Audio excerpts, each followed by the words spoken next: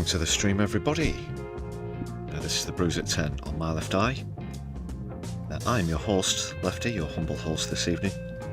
A very warm welcome to everybody on the stream.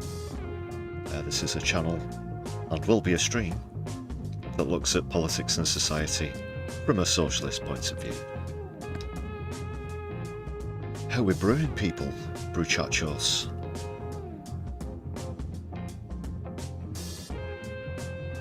Bit of a revamp here on the channel. Essentially, tonight's stream will be a reattempt at yesterday's, which was a series of technical difficulties, which spent some time resolving. Apologies for that yesterday. Things look a lot better though. Did a test stream earlier. All good. I've restructured everything on the broadcast software, as well as changed some of the settings and updated to the latest version as well. Quite a few adjustments, so I am going to be orientating around the stream differently than I normally do. I won't go into the ins and outs of it.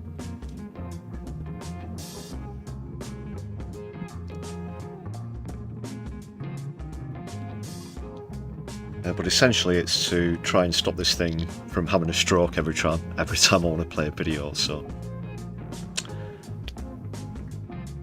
now let's see how we go. Please make sure you hit thumbs up on the stream when you come in. You might have noticed I've also decided to add the chat straight to the screen as we get going. Cut out a bit of malarkey at the beginning of streams to make more room for stories and goings on and activities. Well, I do have most of what I was going to include yesterday, as well as some developing stuff today as well, so quite a bumper stream coming up, people. Please do add your thoughts in the chat. If you're not subscribed, hit that subscribe button. Just 60 seconds later you can join us in the chat. Just be wary though, people, the subscribe button has recently become multifunctional. You might already be subscribed.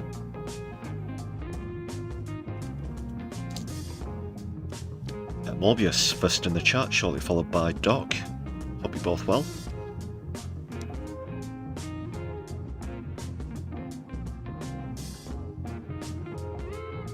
So what's coming up? Bit of a review of Trump's state visit.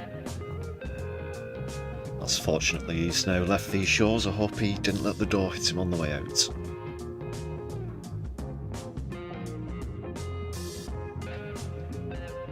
A little bit more about that suspicious Kirk suspect evidence, the apparent Tyler Robinson text messages. I know not everybody is on board with the suspicions. I'm just highlighting my thoughts. I'm not saying I have anybody absolutely banged to rights at this point, but there are some suspicious coincidences and inconsistencies and so on and so forth, and we have to be careful with these things. I'm not much of a tin hat person, just to be very clear. The earth is round, that sort of thing. Don't believe in geocentrism. Birds are real. NASA did, by the skin of the teeth, land on the moon in 1969. Although I do believe there are strong suspicions around some historical cases such as JFK, the September 11th air quote attacks, and a few other bits and pieces here and there. But don't worry, this isn't some kind of tin hat theory show. It's just, this has been all over the news recently. It does concern politics, especially where the victim was concerned, where the reaction to it is concerned as well.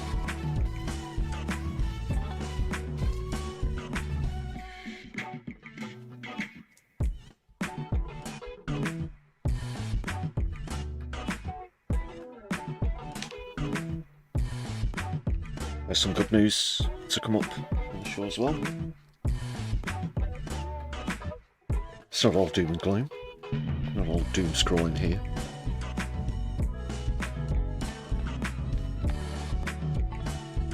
Yeah, as well as Trump's presence, I'll be taking a look at a lot of the protests that have taken place.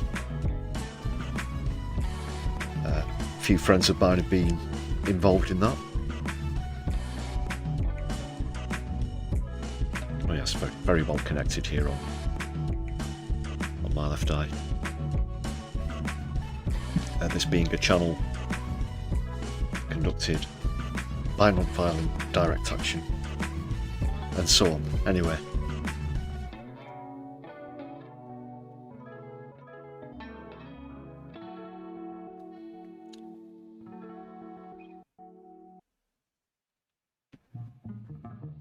Party conference season is also upon us.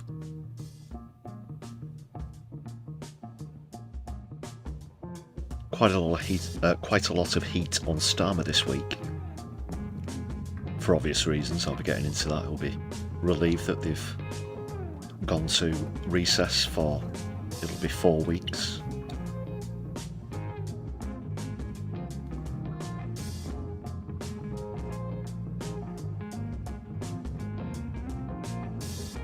Yeah, they were only back a fortnight, weren't they? And now 4 weeks off again. It's not bad. It's not bad for whatever they get. 90k a year plus these days. Graham Turner's also with us. Solidarity-Tea, pre-Palestine. Thanks for throwing up the flag very early on. We do always like to see a bit of that here on the channel. Watermelons as well. Jeff Gates, thank you very much for that supportive comment there. Yeah, we will keep up the good work.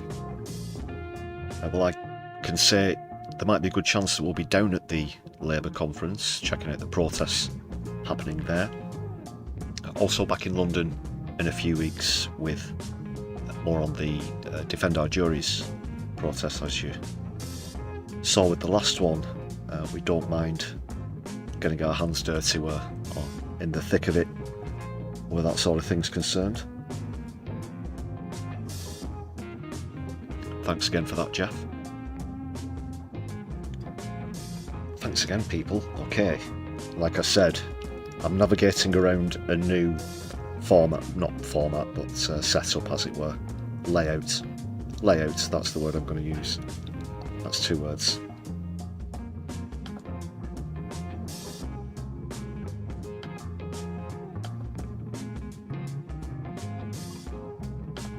And then we have the members scroll. I've just readjusted that as well, you might have noticed, so that I don't have to take off the chats as I do so. I'll make that a bit bigger actually, because you deserve every credit. 109, as you can see with the goal at the top. Thank you very much. Oh, that's actually incorrect. Sorry, this I just updated the members list earlier. A few people didn't renew, so we dropped down to 104, unfortunately.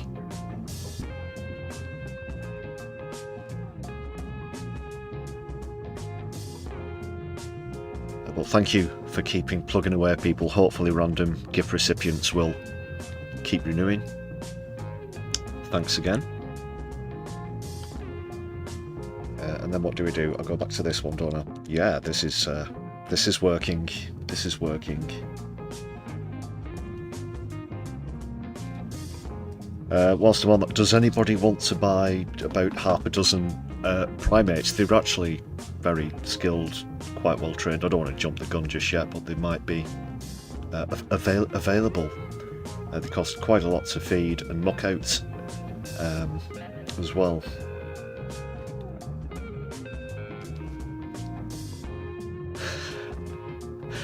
The dirty little right. Free speech and freedom, indeed, Jeff. Well put there.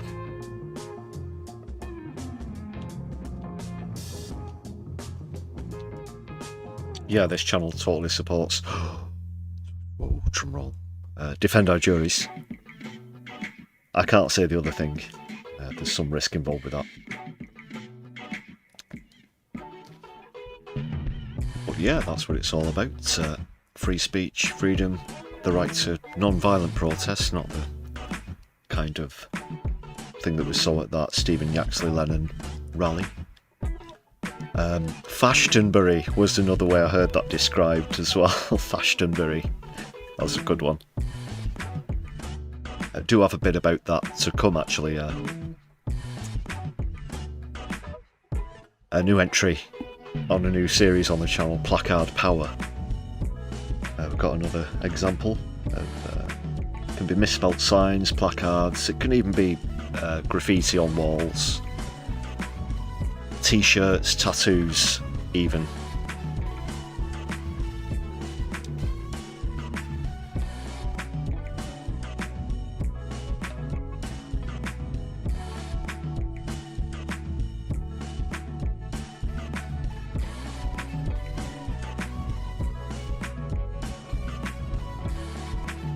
Alright, I'm just going to test something out. 1 second.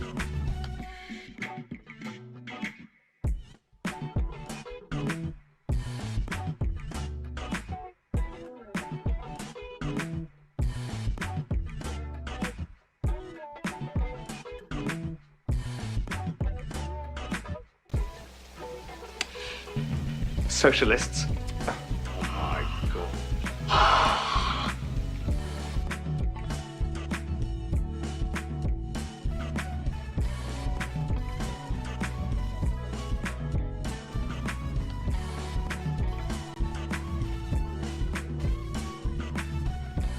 Right, I didn't manage to play yesterday's opening comedy clip in its entirety, and there were some interruptions as well, so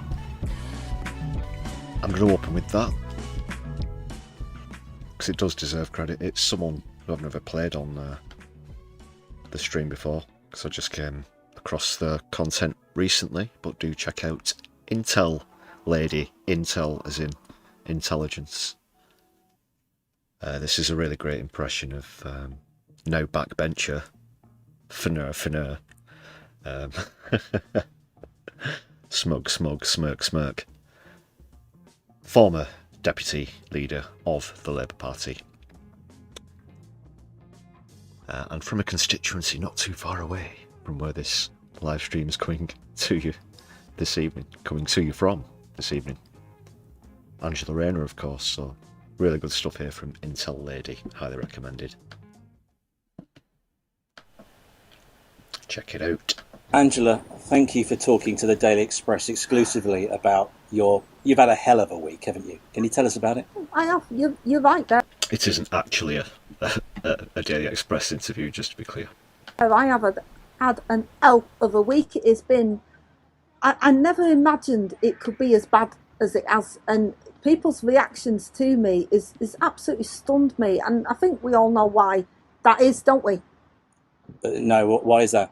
Well, because I'm a working class girl, and I've had to pull you've not myself... mentioned that before. Sorry. No, maybe people don't realise it, and I thought our Keir made it very clear in Parliament that, I am from a working class background, I've worked dead hard, and, you would think that people would praise me for that, but no, the snobbery coming from the media and coming from the British public, I just don't recognise this country anymore. It is full of far-right adjacent people with absolutely disgusting opinions and Brexity books and goodness knows what else. And they're all picking on me just because of where I came from. And it's so unfair. When you say where you come from, do you mean sort of Brighton? Or... No, you know where I come from. Sorry. I'm a very proud Northerner, and I state that many times. I am a very proud Northerner, and I have worked very, very hard to get where I am. To be exact. Right, and this whole business with your house, obviously you never expected this to come out into public, and it's blown your political career, hasn't it? Do you know, it's interesting, isn't it? Because how many houses do the Tories buy? Nobody has a go at the Tories when they're getting second homes. Nobody scrutinises who's paying what stamp duty and how much and when did they pay it. And everyone has dug into me. People like you digging into my private life. It's absolutely disgusting. Have you been, do you feel like you're the fool girl here? Have you been stitched up? Yeah, no, I do. Yeah, thrown under the bus. just like how Lou was thrown under the bus, which was ironic, really, because she was the transport secretary. But it was just, that's how I feel. And you got no support from your colleagues at all, did you? No, well, you know, I wasn't very impressed with our Rachel. Did you see her face? Yeah, I think she was. Was she smiling? Very smug. Yeah. Very smug. Wasn't impressed with that. I think she's been taking lessons from James O'Brien with the smugness. Is it because they see you as like a political threat? That's why your colleagues have yeah, thrown I think you under the bus. they're removing the threat. But do you know what? I'm about to go to the back benches and the gloves are off. As far as I'm concerned, the gloves are off. I'm going to tell people exactly what I think. You've been in the political jungle. Are you going to go into the real jungle? I'm a celebrity. It would be a walk in the park, wouldn't it? To go into I'm a celebrity, it would be probably very, very easy for me to do that. But I fully expect that if I did do that, everyone would slag me off for it, because no one slagged off Farage when he did it, and no one slagged off Doris when she did it, but they'd slag me off because I'm a girl from a working class background. And if you went into the jungle, what would be the one treat you'd have? Would it be a vape, or would it be the bottle of rosé wine? Or? I just don't understand this obsession with me and vaping. Do you know how many politicians smoke cigarettes? No one has a go at Farage for smoking. I won't ask you any more questions about vaping, but just one question about vaping.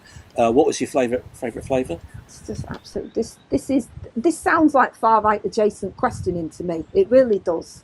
Absolutely ridiculous. Are you going to ask a sensible question? Right. Who will you support, do you reckon, in the this now deputy leadership role that you vacated? That's very interesting. You should ask that. I think I would love to see our Lucy in the position. I think she'd do a very good job. I also think our Lou deserves a comeback, because she ended up going to the back benches, and it would be wonderful if we could bring her back again. That would be fantastic. Although, you know, I'm looking forward to being on the back benches with her, because she's a might laugh. Incel lady. Awesome. Yeah, well, it's probably going to be Bridget Phillipson, isn't it? I need to go back to this thing, don't I? Right, okay.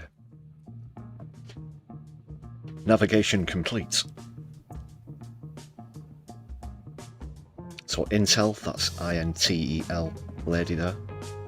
Angela, thank you for talking to the Daily Express exclusively about you've had a hell of it. And do give her a follow.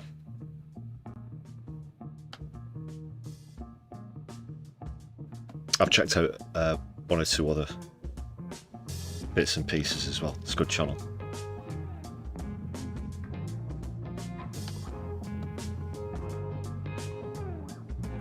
Just have a quick catch up with the chats. Is it Lotticism lacking the ability to pronounce R's? I'm not really certain. I believe it is. Excellent stats and facts there, more. Lotticism, that's Lotticism, Vivian.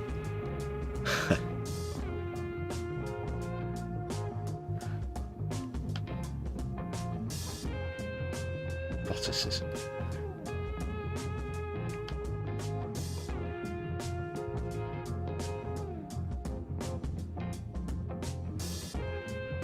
Oliver Twist! Jeffrey Dickens! Back to Victorian values! I hope you're satisfied, Thatcher!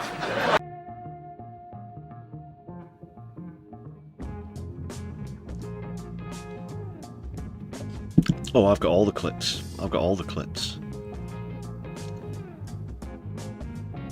Doc, no, we haven't sacked the monkeys and chimpanzees, who are surprisingly cohabiting quite well. For anybody concerned about animal welfare, don't worry, they have adequate space. In fact, they live and sleep and eat better than I do.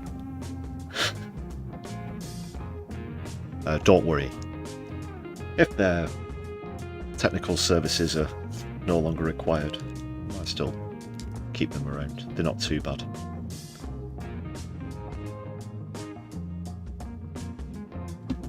One of them wrote Lefty sucks on the wall with their own feces once, but not 100% certain they might have been framed. Just happened to happen the day after I accused Phil of using my stuff in the fridge. Isn't that right, Phil? But anyway, let's not get into that.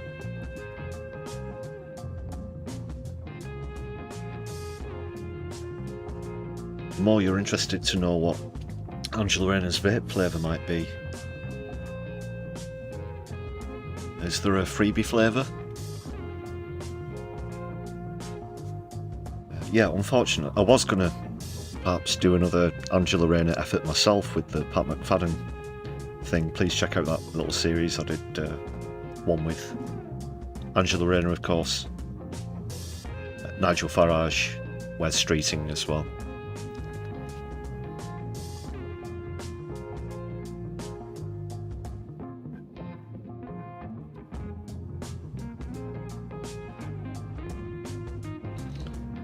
I don't know. Is there a Marlboro Reds vape flavour?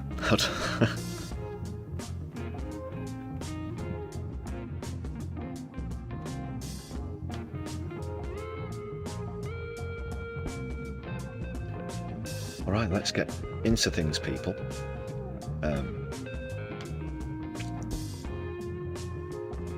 You saw those great bits in the sort of pre-intro. The thing at the bus stop, protesting against Trump's visit. Before we get into the details of what happened while he was here, let's take a look at this excellent effort as well, from Led by Donkeys. One of my friends actually did the massive picture thing as well. Want to give them a shout out. Well done. I won't name them, but yeah, if you're watching, well done. That was awesome.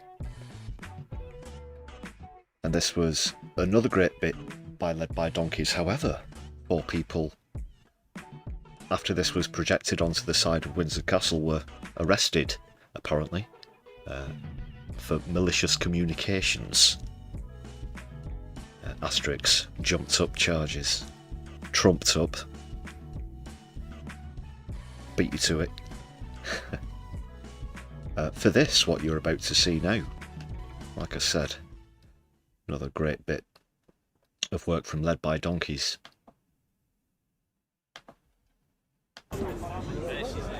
This is Windsor Castle, home of the British royal family, where Donald Trump is staying during his state visit. And this is a film about Trump's relationship with the world's most famous pedophile, Jeffrey Epstein. Their friendship goes back to at least 19... Oh no, that's a bad sign. One second, I'll just re-upload this clip.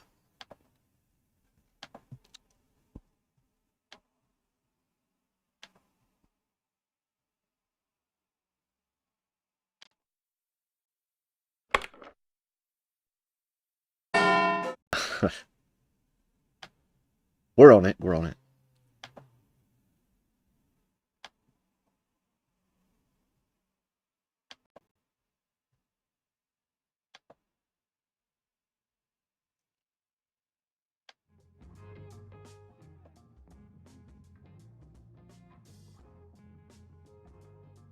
Just reinsert this clip. It should work. Fingers crossed.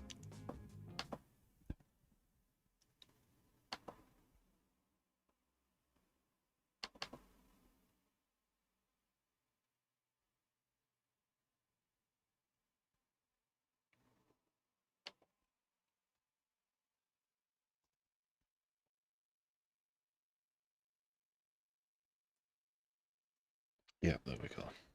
It's in that folder.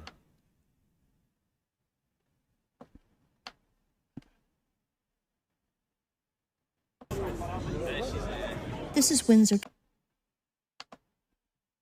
See how that looks. This is Windsor Castle, home of the British royal family, where Donald Trump is staying during his state visit. And this is a film about Trump's relationship with the world's most... Stand by.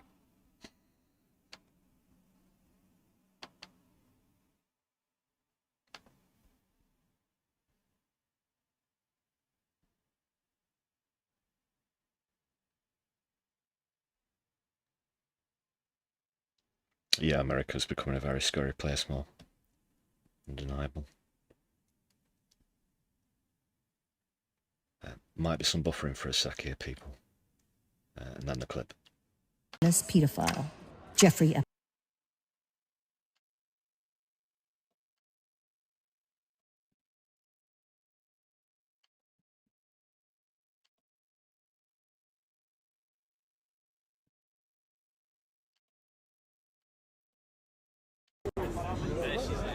This is Windsor Castle, home of the British royal family, where Donald Trump is staying during his state visit.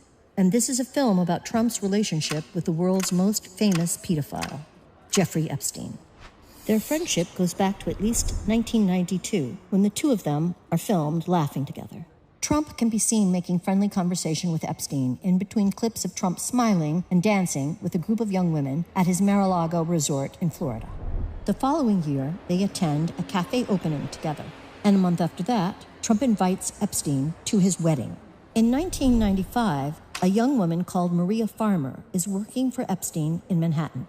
Late one night, she says, Epstein unexpectedly calls her to his offices, and she arrives in running shorts. Donald Trump then turns up, wearing a business suit, and starts to hover over her. Ms. Farmer feels scared as Trump stares at her bare legs. There's Then some Epstein enters pretty the room, graphic and she detail recalls in him this, I saying should to say. Trump, no, she's not here for you. The two men then leave the room, and Ms. Farmer says she heard Trump commenting that he thought Ms. Farmer was 16 years old. She says she later reported the incident to the authorities. Trump denies he was ever in Epstein's office. 1993 to 1997, Trump takes at least 8 flights on Epstein's private jet, according to flight logs released by the U.S. Department of Justice. The plane is later dubbed the Lolita Express, a reference to the character in the Nabokov novel by the same name, a 12-year-old child who is sexually abused by an older man. 1997. Trump and Epstein are seen together at 2 Victoria's Secret parties and are photographed together at Mar-a-Lago. The same year, Trump gifts a book to Epstein with the dedication, "To Jeff, you are the greatest, Donald." 2000. A 16-year-old girl, Virginia Giuffre, is working in the spa at Trump's Mar-a-Lago resort. There, she is recruited by Epstein's accomplice, Ghislaine Maxwell, to work as a personal masseuse for Epstein. The teenager will soon become, in her words, a teen sex slave and will endure years of sexual abuse. I was recruited at a very young age from Mar-a-Lago and entrapped in a world that I didn't understand. 25 years later, Trump will acknowledge he was aware that young women were being recruited from Mar-a-Lago by Epstein. Were some of them young women? Well, I don't want to say, but everyone knows the people that were taken. And it was the concept of taking people that work for me is bad. But that story's been pretty well out there. And the answer is yes, they were. Trump is then asked if one of them was Virginia Giuffre. I think she worked at the spa. I think so. I think that was one of the people, yeah. He stole her. 2 years later, after Giuffre was stole recruited her. from his club by Epstein Stole and her. Maxwell, Trump Fucking tells hell. New York Magazine he thinks that Epstein is a, quote, terrific guy, and that they have known each other for 15 years. He's a lot of fun to be with, Trump says. It is even said that he likes beautiful women as much as I do, and many of them are on the younger side. 2003. Trump draws a message in a book made for Epstein's 50th birthday. The drawing depicts a woman's breasts and is accompanied by text written by Trump to Epstein that includes the line, quote, "We have certain things in common, Jeffrey." And This is where we're stepping into the you-know-who territory. Mandy.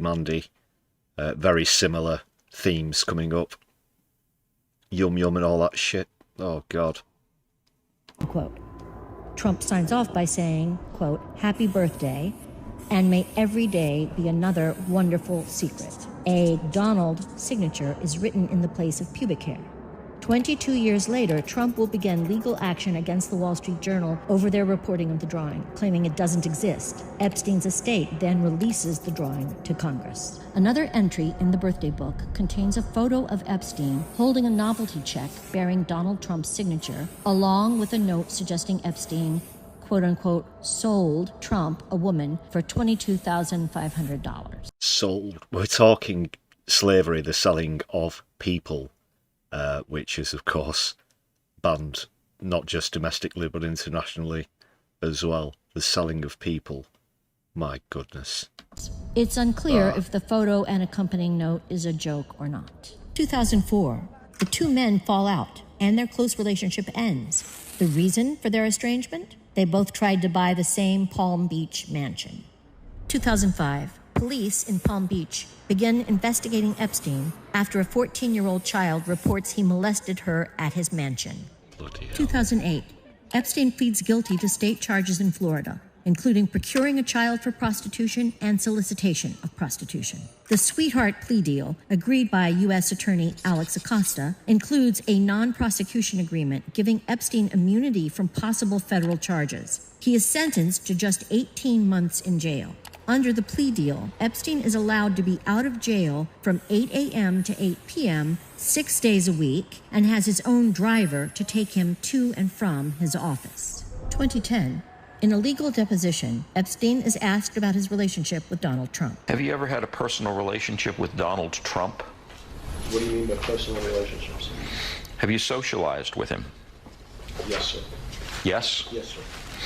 Have you ever socialized with Donald Trump in the presence of females under the age of 18?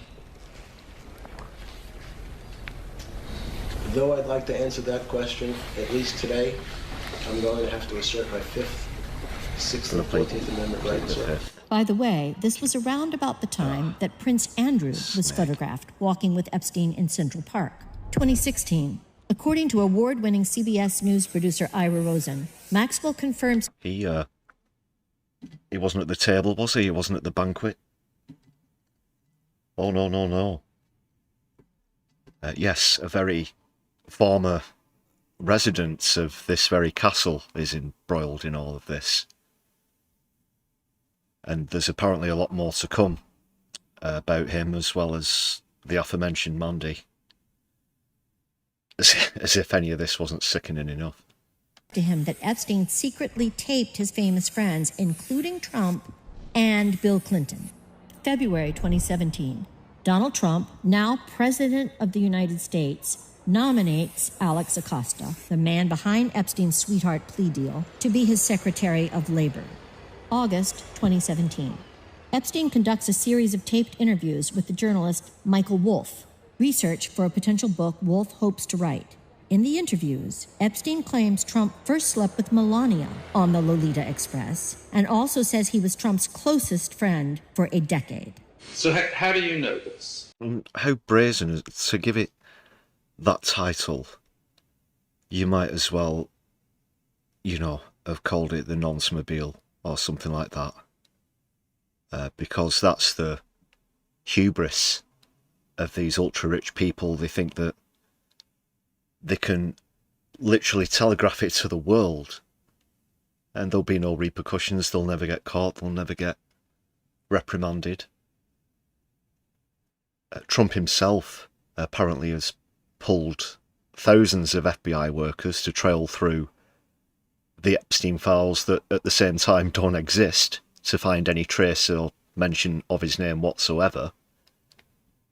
And yes, you heard me right there. Thousands of Federal Bureau investigation agents are being pulled away from their duties, including some who were investigating the Kirk assassination as well, as it happens.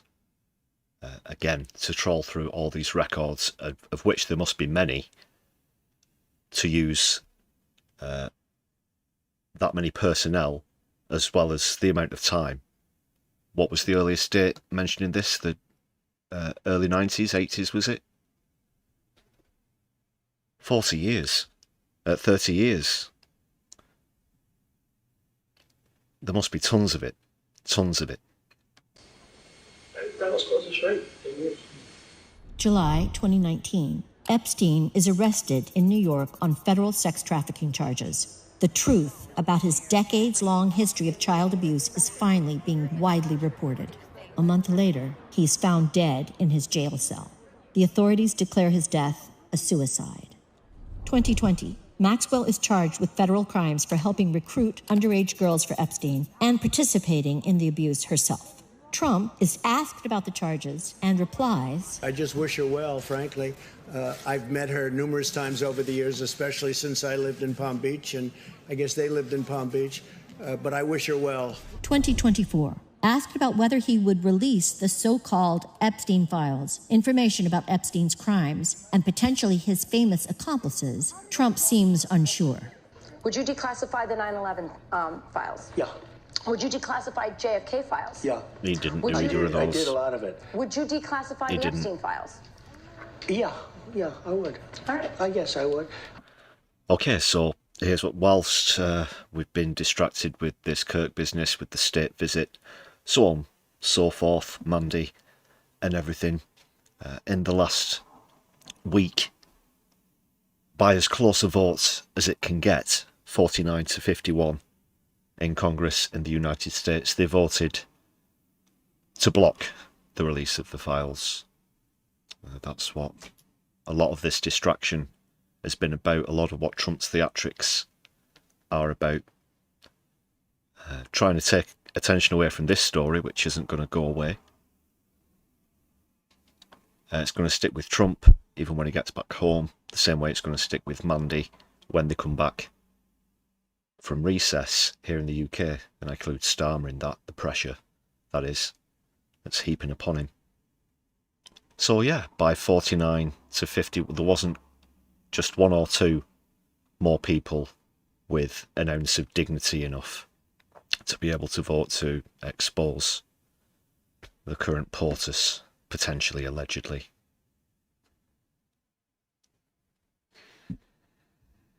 What can you say? I think that less so because, you don't know. You don't want to affect people's lives if it's phony stuff in there because there's a lot of phony stuff with that whole world. 2025. Trump is now president again, and his administration blocks release of the Epstein files. It is soon revealed that his Attorney General, Pam Bondi, told Trump in May that his name is in the files before They don't authorizing exist the release as well. of a handful of transcripts only. Trump's one-time personal lawyer, now Deputy Attorney General Todd Blanche, then meets Ghislaine Maxwell in prison for 9 hours, amid speculation of 9 a quid hours. pro quo. 9 hours. And he wasn't saying, do you get, what sort of cable TV do you get in here? There weren't those kind of conversations, what you eating, do you get in the exercise yard much? No. Very spurious. To protect Trump. Days later, Maxwell is moved to a low-security prison famous for its comfortable conditions and known as Club Fed. This is what we know. The President of the United States was a longtime close friend of America's most notorious child sex trafficker. He's alleged to be mentioned numerous times in the files arising from the investigation into that child sex trafficker. And now he is back in office. The U.S. federal government appears to be doing all it can to prevent the American public from learning fully about the president's relationship with the country's most notorious child sex trafficker. Now that president, Donald Trump, is sleeping here in Windsor Castle. It should be a bit further down, maybe in the tower. The Tower of London. That's a good location. Certainly preferable. Well done. Round of applause. Led by donkeys. Awesome stuff as always. Like I said at the start, 4 people were arrested for malicious communications. I believe they've since been released and bailed. I'm not certain if any other charges have arisen or if there'll be any further action, but I'll keep you up to speed with that. Just wanted to show you that great effort.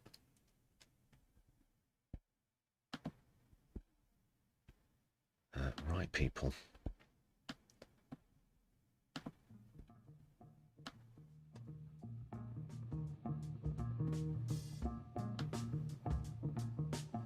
I did mention that some of my friends have been at work getting involved with the protests as well. Got a couple of examples here. I won't give names, as always I don't do that unless I've been given express permission.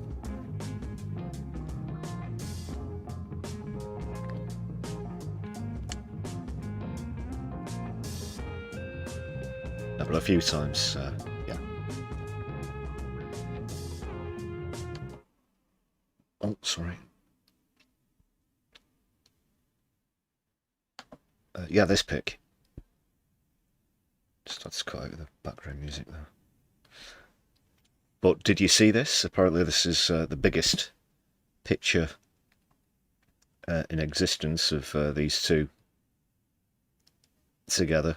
Great protest. I don't know the actual dimensions, but you can see a few people in the corners there. Just to give it some scale, that's huge. I think you're talking maybe, what, 20 feet by maybe 50 or something like that. I'm not going to convert that to meters off the top of my head, but yeah, awesome stuff. I think I've got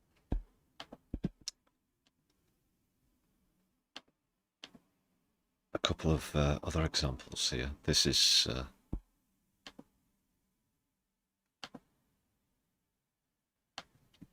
the same person I was referring to. They didn't put these up, but they designed them, I believe.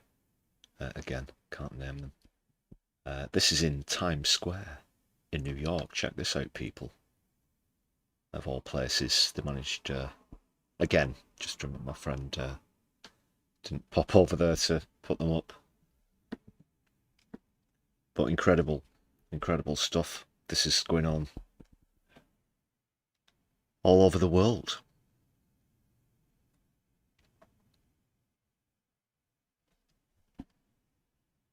Oh yeah, big up. Great effort. Just back to the Trump thing as well. There's a lot of Mossad connections to this, Jeff, actually. Ghislaine Maxwell, of course, being the daughter of a Mossad agent. A known Mossad agent. It's all over the place. A lot of strong suggestions. Epstein himself could have been involved.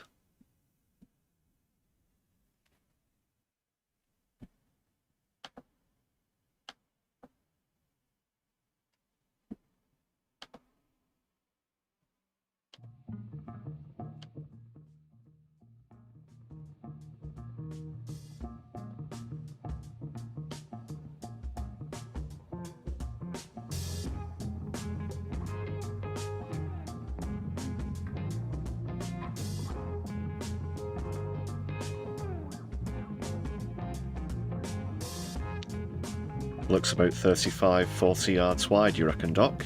That huge picture.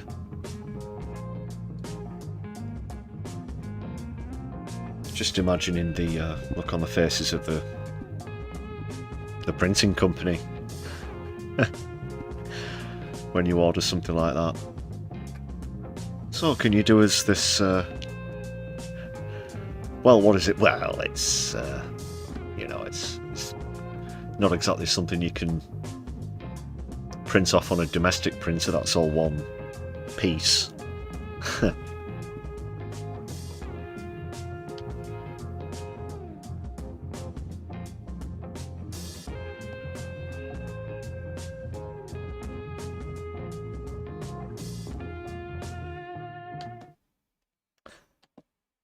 So we're just going to go over now to again, somebody who I know. This is a clip you might have seen going around social media, but again, a tremendous effort from Fossil Free London, who interrupted a very posh, swanky, noshy dinner whilst they're in the middle of the quail's eggs or whatever the fuck they eat. If we drill, baby, drill! How many will we kill? I'm sure we're all here because we back Donald Trump.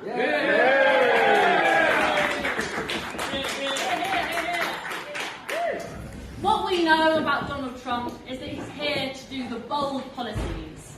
He's here to take the steps where other people refuse to tread. And he's here in our country to spread those ideas here. And what do those ideas mean? Well, they mean by 2050, 4 billion people succumbing Correct. to the climate crisis. Yes. They mean the war in Gaza. They mean a huge, terrible, absolutely catastrophic, cascading collapse of impacts that are beyond our wildest imagination. And then wait a minute. Is she taking the piss? Fires, floods, globally, to affect us all and kill billions in their wake. We should not be here to support this president. He only leads us down a path of fascism and climate collapse. It is clear that this man is a madman. He is going to send us into an early grave.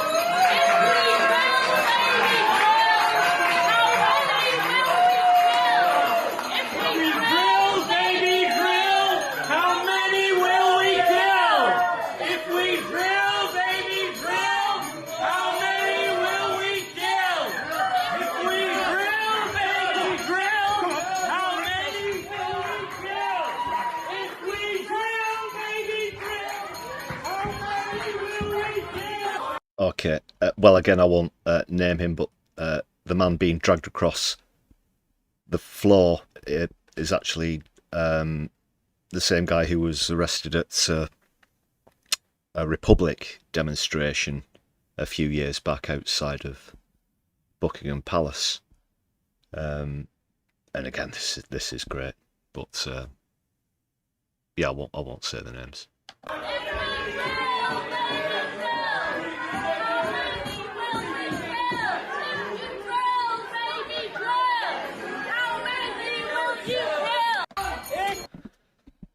Very well done, very well done. Fossil Free London. Definitely an organisation worth checking out if you're down London way. And I do have quite a few pals in Fossil Free London as well. Awesome stuff.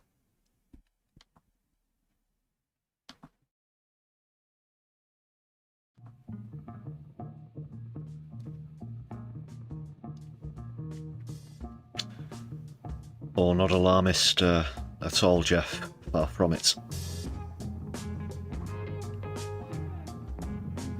In fact, by all accounts, scientifically, we have surpassed the optimum time frame to do the most to combat climate collapse. But don't get me started.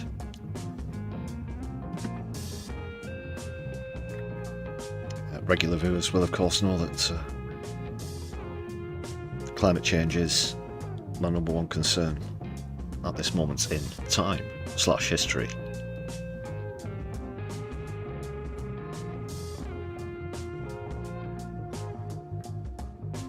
It doesn't just make environmental sense to transition, it's economic sense as well, and that's something else that Donald Trump appears completely blind to with the drill baby drill rhetoric.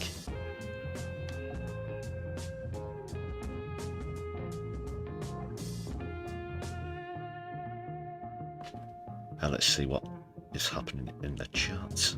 Aaron Gray's just joined us. Good to see you.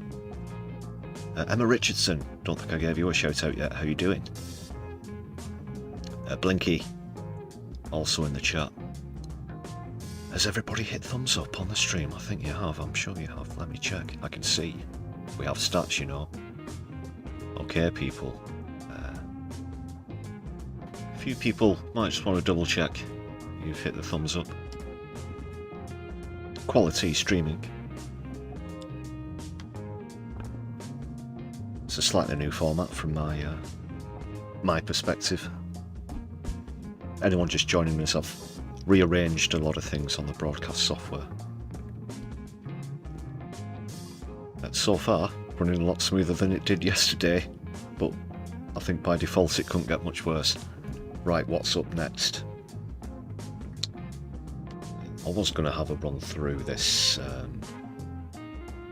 the reporting on Trump's visit, which is disturbingly arse-kissy coming from the state broadcaster. Also, disturbing to see Keir Starmer just letting Trump ride roughshod all over, and he's even made outlandish suggestions that the armed forces should be involved with dealing with the quote migrant crisis.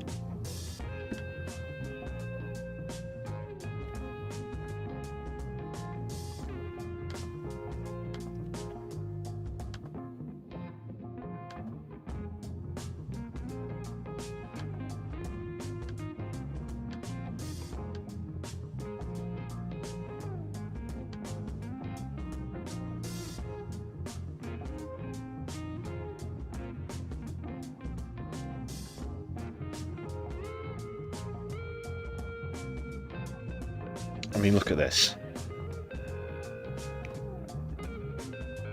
And the fist bump in the picture.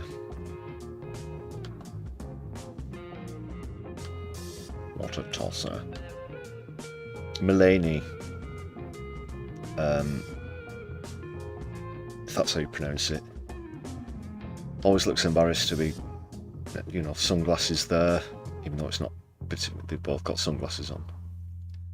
Did you see that picture of them stood with Charles and Camilla? And she has this large brimmed purple hat on, and she's looking down, and in the picture she's just sort of like, really, you know, just pretend I'm not here. This is so embarrassing. He's already walked in front of the sovereign during the ceremonial stuff, as he did with the previous late Queen Elizabeth II. I saw a meme of the picture, and it was King Charles whispering to Camilla, "Switch the lamp off."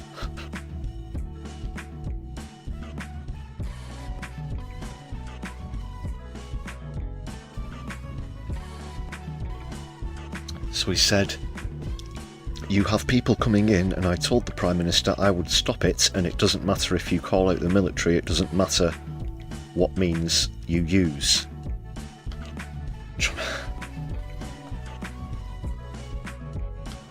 Just completely, of course, pushing the anti-migrant rhetoric. I'm sure a lot of the Yaxley Lennon lot who were in London on Saturday would have been cheering this on as well. Oh, quickly, whilst we're on that subject, before I forget to mention people, there was some research done into crime statistics over the last fortnight, and you'll never guess what, people.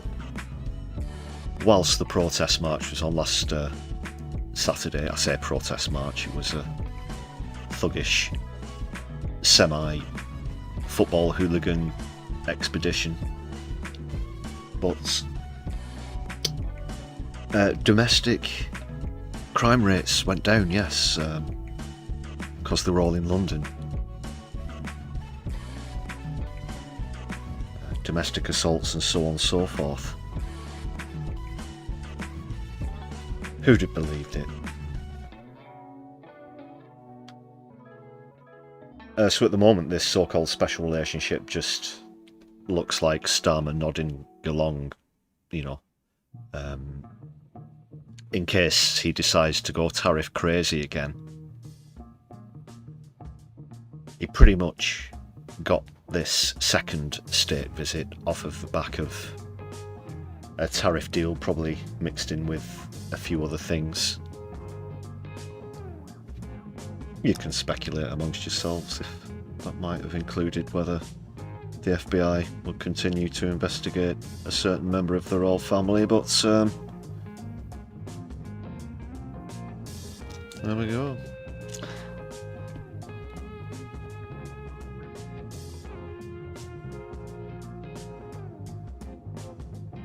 Goes on to mention a disagreement over the recognition of Palestine as a state, which is apparently to go ahead now. Quite surprised by that myself. I did think there would be some chicanery around that. what with the UK being the only nation having attached terms and conditions or caveats onto the recognition, everybody else who's done it so far, which is most of Europe, just did it outright. They said, we are scheduling this, and like it or not, it's happening. Keith, we will oh goodness.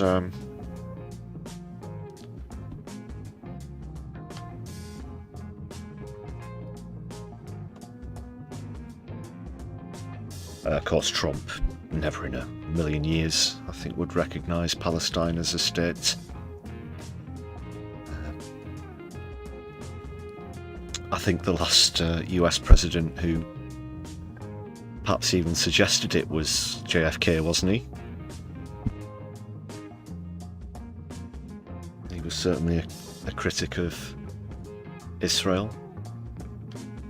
It's all connected, people. I put the tin foil away for a second. And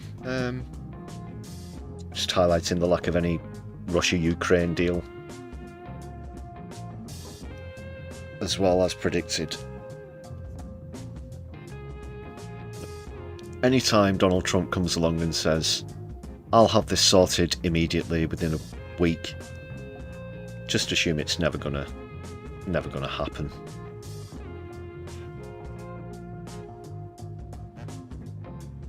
But yeah, just circling back round to the start of that, to suggest getting the armed forces involved is utterly ridiculous. We don't want to be that sort of country.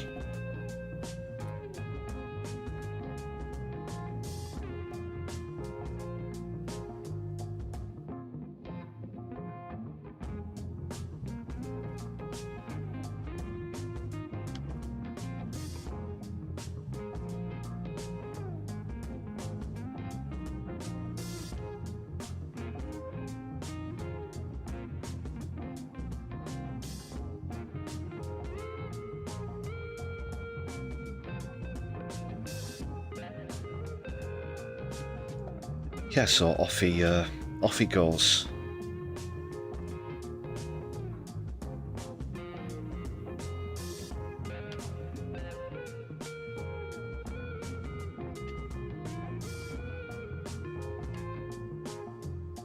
I was looking earlier at the cost of this, millions and millions of pounds that it's cost to host him. On the first day alone, I believe, he helped him, well, whatever it was, because it was loosely described as entertainment. That was over £100,000 worth. The long table where the banquet was, that had over 1,000 pieces of cutlery, all very posh silverware, of course, and what they're eating, and yeah, the thing was, I meant to mention this yesterday, in between all the technical difficulties. At a certain point yesterday, I opened the BBC News homepage, and I was met with, again, do you know when the state of society just kind of says it all? Especially the way the Beeb report certain things, which you'll know I've been a critic of previously, but yeah, so I opened it yesterday. The main story there was about Trump's visit. The picture in question featured him in the back of the golden carriage, the one and they have the horses and all this ancient stuff. And I've seen one clip in particular, and it was a very, arse-kissy royal correspondent, and he was saying, oh, Donald Trump likes this because, it's not like Disneyland, this is the real old culture and all this. But I digress. So yeah, they're there in the golden carriage, and all of the rest of it. And the story underneath, just concerning different modes of transport, was that workers at Land Rover have been forced to claim universal credit. That is, people who work on the manufacturing line there for Jaguar Land Rover. Their factories here in the UK are having to apply for universal credit. Says it all. Right underneath the King of the United Kingdom and the President of the United States in a golden carriage. Personification, people. Personification.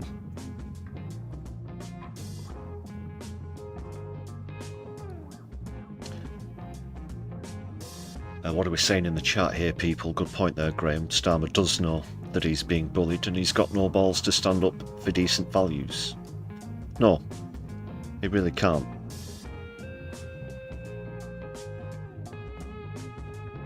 He should be distancing himself. Of course, the whole cabinet have been proven hypocrites over this. You can dig up social media posts from the last time Trump appeared in this country. You know, we don't want him here, he's awful, and long-term, not just while he was here, long-term critics of his now turned tail, welcomed him with open arms and said, oh, you know, diplomatic relationships with the United States are important, and this so-called special relationship, which Winston Churchill first coined the term. And apparently Donald Trump has a semi-obsession with Winston Churchill. He has a portrait of him, I believe, in the Oval Office, or it might be a bust. And whilst he was over here, he went to look at the Winston Churchill archives whilst they were at Chequers yesterday, so he's got this, at least semi, interest or fascination with Winston Churchill. Special relationship, which just appears to be, when Donald Trump says jump, Keir Starmer asks how high.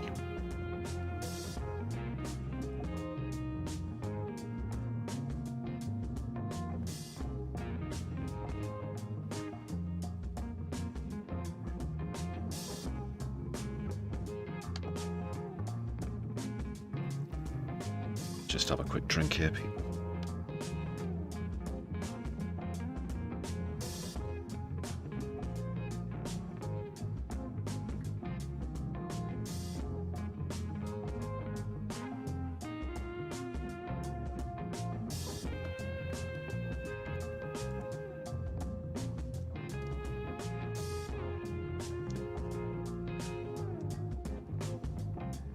Well, we've apparently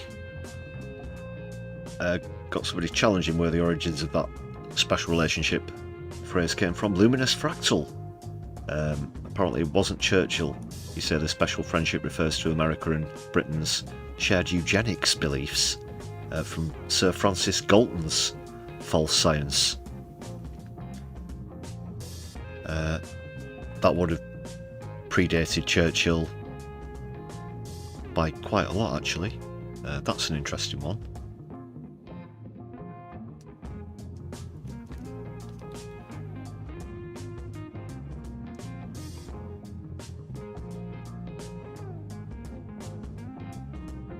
Oh, Morbius in the chat as well. Yeah, I was going to go into this at some point. It was inevitable. This being a socialist channel, for anyone who wasn't aware. Yeah, this, I don't want to say debacle. I think a lot of it's been overstated. It certainly will be in the right-wing mainstream press. I would say a miscommunication, misunderstanding between Jeremy Corbyn, his central team, and Zara Sultana regarding the release of emails. So your party officially went live, as it were, for memberships today, this week. Sorry. And people who signed up received emails that were sent out. This was organised by Zara Sultana. Apparently it was part of a plan that they'd agreed to in a meeting on Monday. However, this is where the miscommunication or misunderstanding comes in. Apparently, Jeremy Corbyn's team weren't made aware of this. They jumped the gun and thought it was some scam or phony distraction and released an announcement. And I'm assuming that email is the one that you're referring to there, Mobius. So, yeah, well, just to be clear, I've not signed up myself. But apparently, a lot of people got this email, which would have been sent out by Corbyn's team. I hope you're keeping up so far, by the way.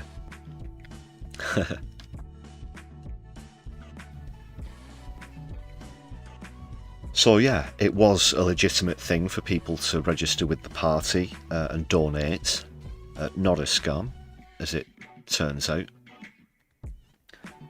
However, were this sort of calamity, as it were, might get a bit worse, was Sarah Sultana's reaction.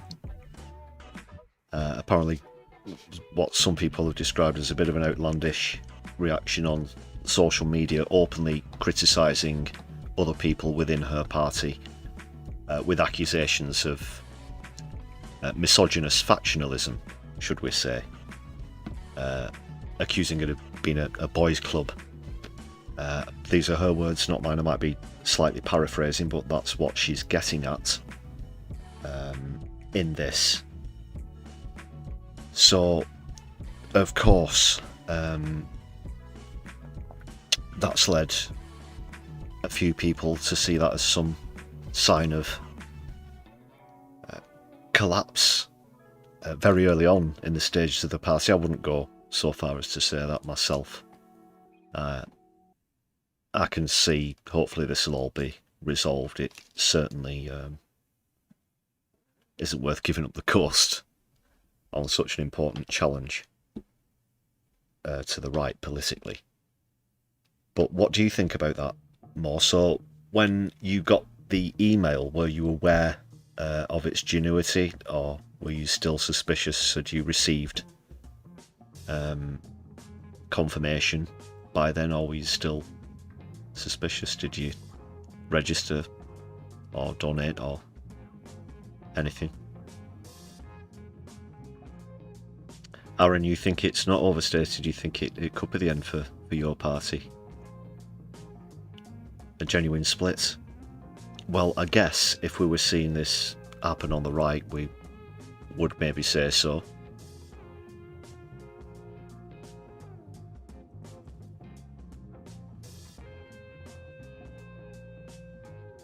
Thanks for the feedback there, Mo. Apparently the letter was signed off by Jeremy Corbyn, Ayub Khan, Adnan Hussain, Iqbal Mohammed, Shokat Adam, but not Zara Sultana.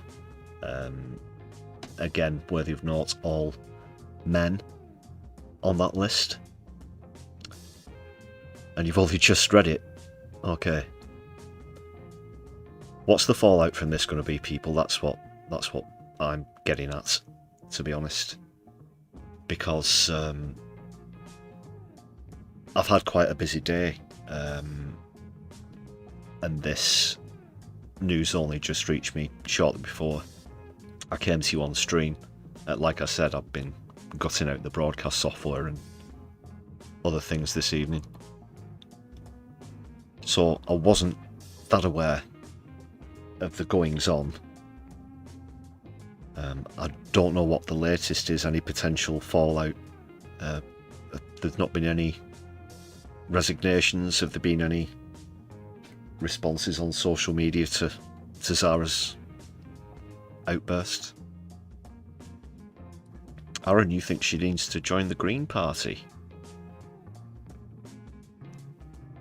Well, I think in either case, your party will be / would have been hopefully forming some sort of agreement with the Greens.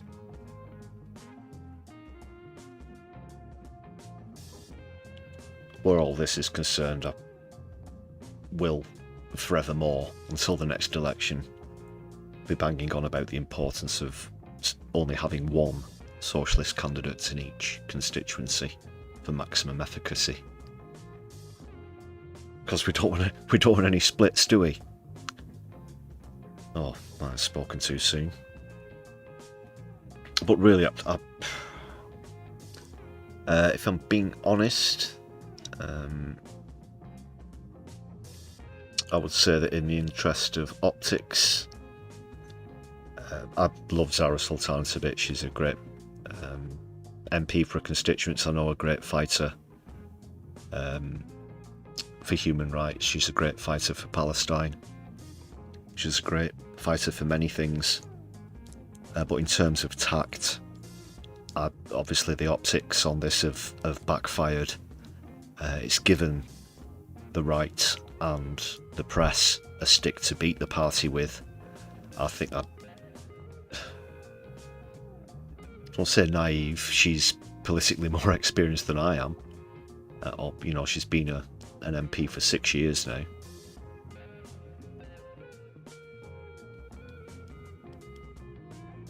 But what do you think? Do you think words like perhaps naive or rash might be accurate? If she does have such feelings, perhaps she should deal with that internally. If this is a broadly democratic party, if it's going to be as it's espoused to have been, then are there mediums within the party for this to have been done and resolved perhaps a bit more quietly and tactfully?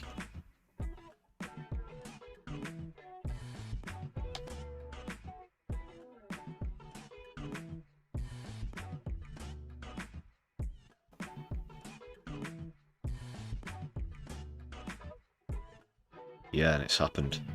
For the record as well, I did vote Green at the last election, but I'm not a party member. I didn't sign up to the website or for your party.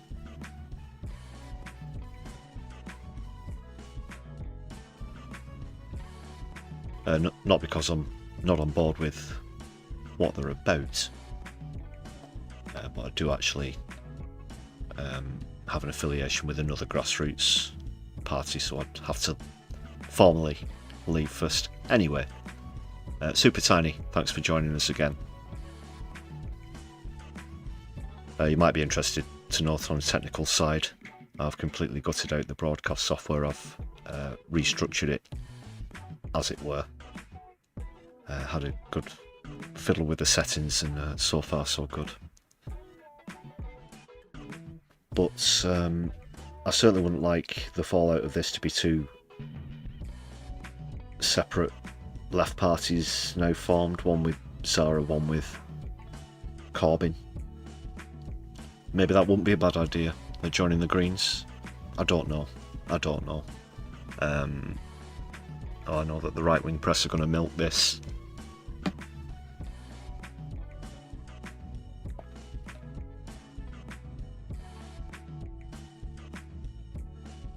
Could this more about who holds the purse strings? Good point there, Graham, in terms of financial backing via Peace and Justice Project and other things. Jeremy Corbyn would certainly have the advantage where that's concerned. I can't even believe that we're having this conversation. If you'd have told me, yeah, this time yesterday, that this would have happened, I would have had my reservations. I would have had my doubts.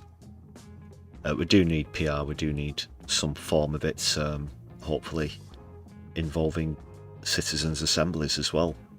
We know that that's what your party was aiming for. They released their plan for which there would be local, regional and national assemblies. A lot of other organisations are involved with this, by the way. Don't hesitate to check out Humanity Project as well as Assemble, which is sort of an offshoot of other organisations like XR and JSO.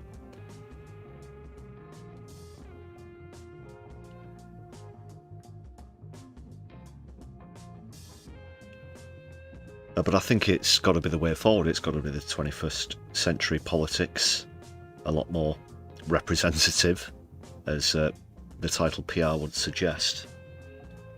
a lot more democratic as well.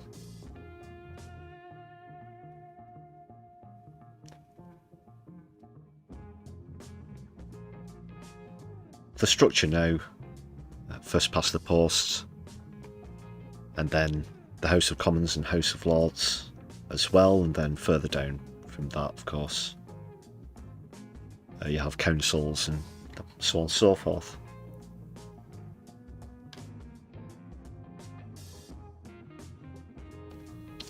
But it would be a vehicle, it would be a way for people to get directly involved with politics, make it work a lot faster as well, because the rate of a solid idea in politics coming through the system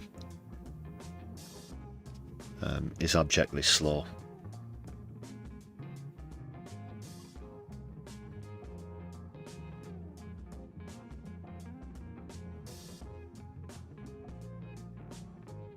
I can see having your the tech chats. Nothing wrong with that. Do carry on. For anyone who wants to get a bit nerdy. And James Holmes is celebrating 8 months of standard membership. Thank you very much. Been great to have you, James. Big up James Holmes, everybody. Always like to see people celebrating 8 months. Been doing the streams for over a year now. How long has it been exactly? Maybe coming up to 18 months.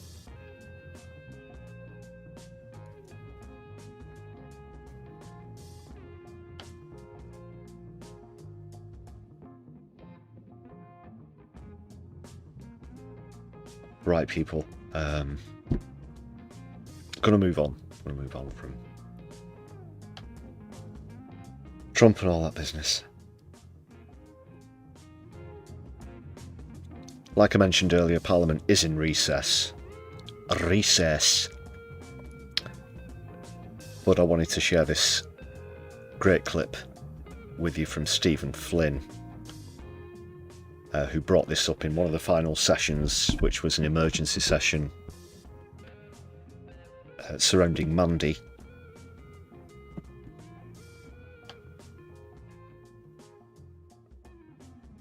As well as what Keir Starmer knew prior to his appointment, of course. But a solid reminder. Again, I just want to remind you, he does, in a pretty graphic detail, bring up one of the case studies where Epstein was concerned, so just a prior warning. In fact,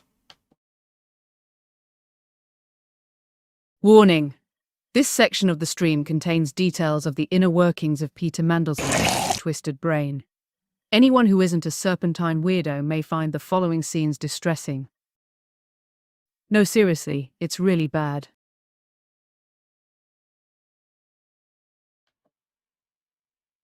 What a pitiful state for the Prime Minister to find himself in. And this is mired in politics, I hate to say, because this is a political decision by the Prime Minister. He chose to stand at that dispatch box last week and not tell us, but tell the public that there was nothing to see here, that he had absolute confidence in Lord Mandelson. It is the Prime Minister. It is the Prime Minister who chose to ignore the facts that were plainly in front of him, not for weeks, not for hours, not for days, but for months. He was the man who appointed Peter Mandelson to be the ambassador to the United States, the man who said to an FT journalist earlier this year to f*** off because it was being, his quote, not mine, because he was being inquired about his relationship with Jeffrey Epstein. That was what Lord Mandelson said. He said it was an FT obsession. Well, guess what? It's our obsession now. And we are going to make sure that we get to the bottom of this. The Prime Minister is not above the scrutiny of the House of Commons, neither is he above the scrutiny of the public at home. But the greatest scandal of all, is the fact that the Prime Minister of the United Kingdom appointed a man to that role, knowing that that man had maintained a relationship with Jeffrey Epstein, despite the fact that Jeffrey Epstein had been convicted in 2008 in Florida. Convicted for having 14-year-old girls. And the Prime Minister of the United Kingdom thought it was fitting for the best friend of that individual to hold the highest diplomatic office in the United States of America on behalf of the people of these isles. What a complete disgrace. And the only thing that seems to have caused any consternation for the Prime Minister in any of this is not that that happened, but the fact that for a short period, Peter Mandelson appeared to think Jeffrey Epstein was innocent. Which draws us to the conclusion that if Peter Mandelson had thought that Jeffrey Epstein had maintained the friendship but thought he was guilty, he would still be in post. What has happened to the moral compass of this place, of the office of Prime Minister, where we can simply accept a rationale such as that? How can any victim of child sex abuse in these isles or elsewhere have confidence in the structures that we put in place when the Prime Minister of the United Kingdom, and the Minister shakes his head? Is there an intervention that he wants to make? Is there something that he disagrees with in that assessment of those facts? Or does he want to present the additional detail to this House which makes any of that untrue whatsoever? No. I notice he's not shaking his head now, but I tell you who is shaking their head: the public at him and his Prime Minister for the decisions that they have taken. Now, Madam Deputy Speaker, we're going into recess. All of us are mindful of the fact that this House is shutting down. But when we come back, we expect answers. The Prime Minister of the United Kingdom, he hopes that this is going to go away. But I and every other member who is sitting in this House right now can assure him that it is not. Hear, hear, hear. Well done.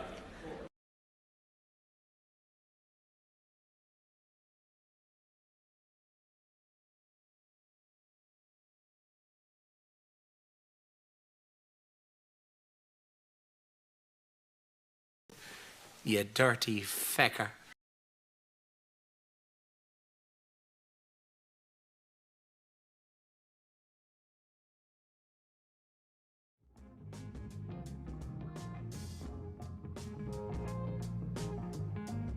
Well said there, Stephen Flynn.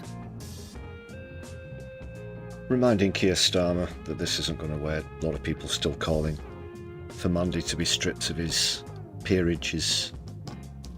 Should have the whip removed as well. I think he should be outright expelled from the party.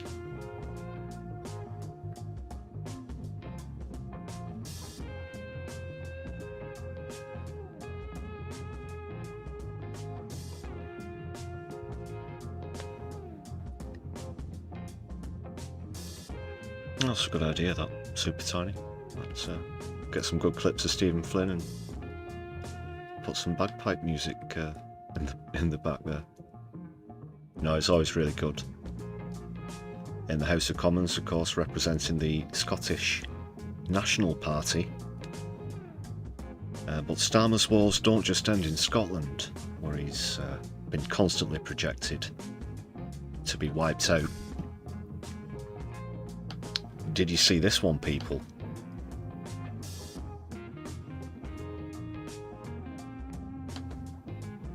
As well as losing Scotland, apparently for the first time in, what would it be, about 100 years, Labour are not going to have majority control of the Senate. That is the Welsh Parliament. Stats for Lefties have done this seat projection. I should point out, I think it was a revision of one that they posted earlier, whereby they actually projected reform to have a majority, but in this Senate seat projection, you're going to see it's going to be Plaid Cymru who will have the share of the spoils.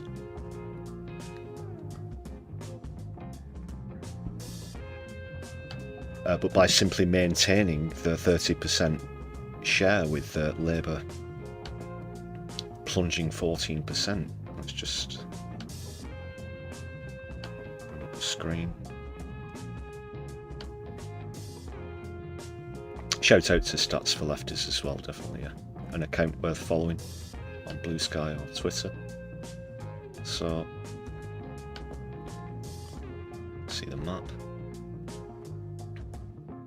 Look at that, very green, but also very light blue. This one having Reform narrowly behind, just one seat behind.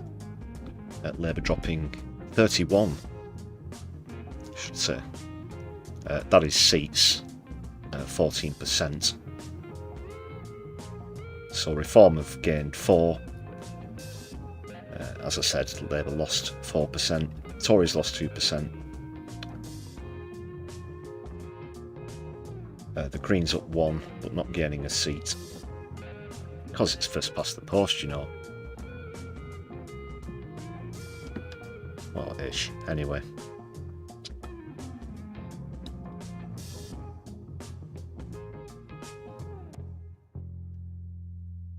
So 100 years, for the first time in 100 years, and not even close to second place. This is clearly a battle between Plaid and Reform. Starmer's walls stack up. I don't think any... It's so predictable already, isn't it? We know what's going to happen at the conference. Stand by, people. The latest relaunch, set of pledge promises, and it's going to be called the I don't know.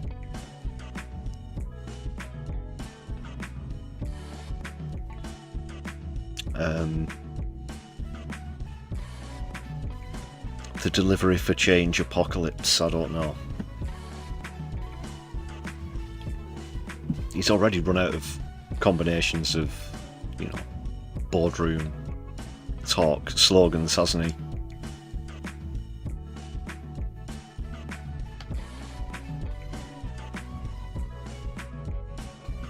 And I am taking the piss there, but that literally happened today, in fact. I don't know if you saw a picture of them overlooking a massive garden. I don't know if it was one of the royal grounds. Or Chequers or something like that, but him and his wife with the backs to the camera surveying the landscape, and the phrase, I'm paraphrasing here, but it's like another day of delivering change for Britain or something like that, as though that's going to inspire people who are coppering up at the tills or balking at the latest energy bills. Or don't even have a roof above their heads. Yeah.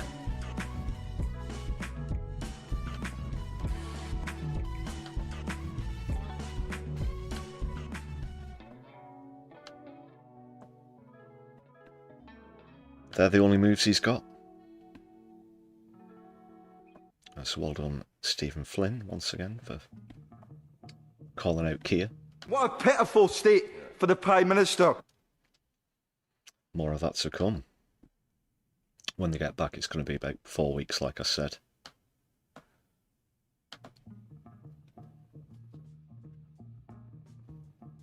Swiffer moving on to another topic, people. I mostly went over this in the last video I had out. I should say as well, it's just a few suspicions that have been raised by this recent evidence in the Tyler Robinson Charlie Kirk assassination thing. Check it out if you haven't already. I'd like to know your thoughts on the suspicious things I bring up in that video.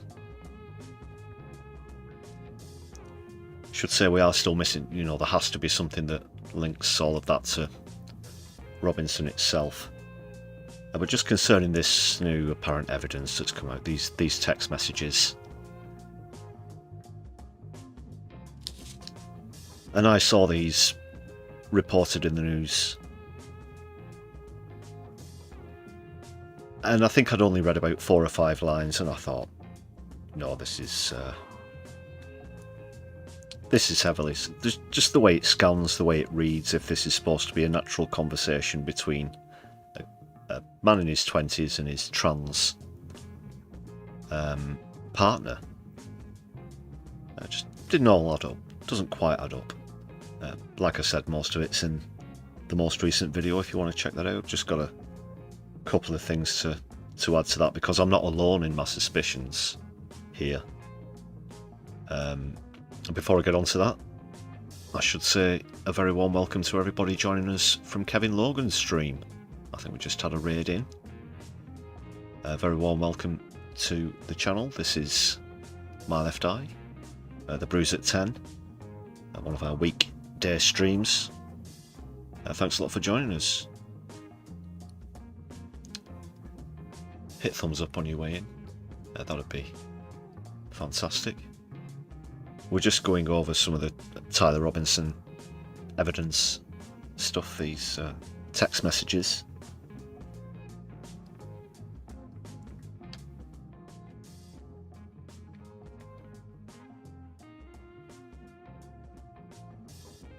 Yeah, somebody else who I've featured a few times on the channel does great impersonations of J.D. Vance. I think this is the first time I've shared one of his sort of serious to camera videos, but he's been quite outspoken about this, the way that the far right have reacted and the MAGA heads reacted to Kirk's assassination. And I couldn't have put it any better myself, just where these suspicions are concerned. Yeah, let's give a warm welcome to the Raiders.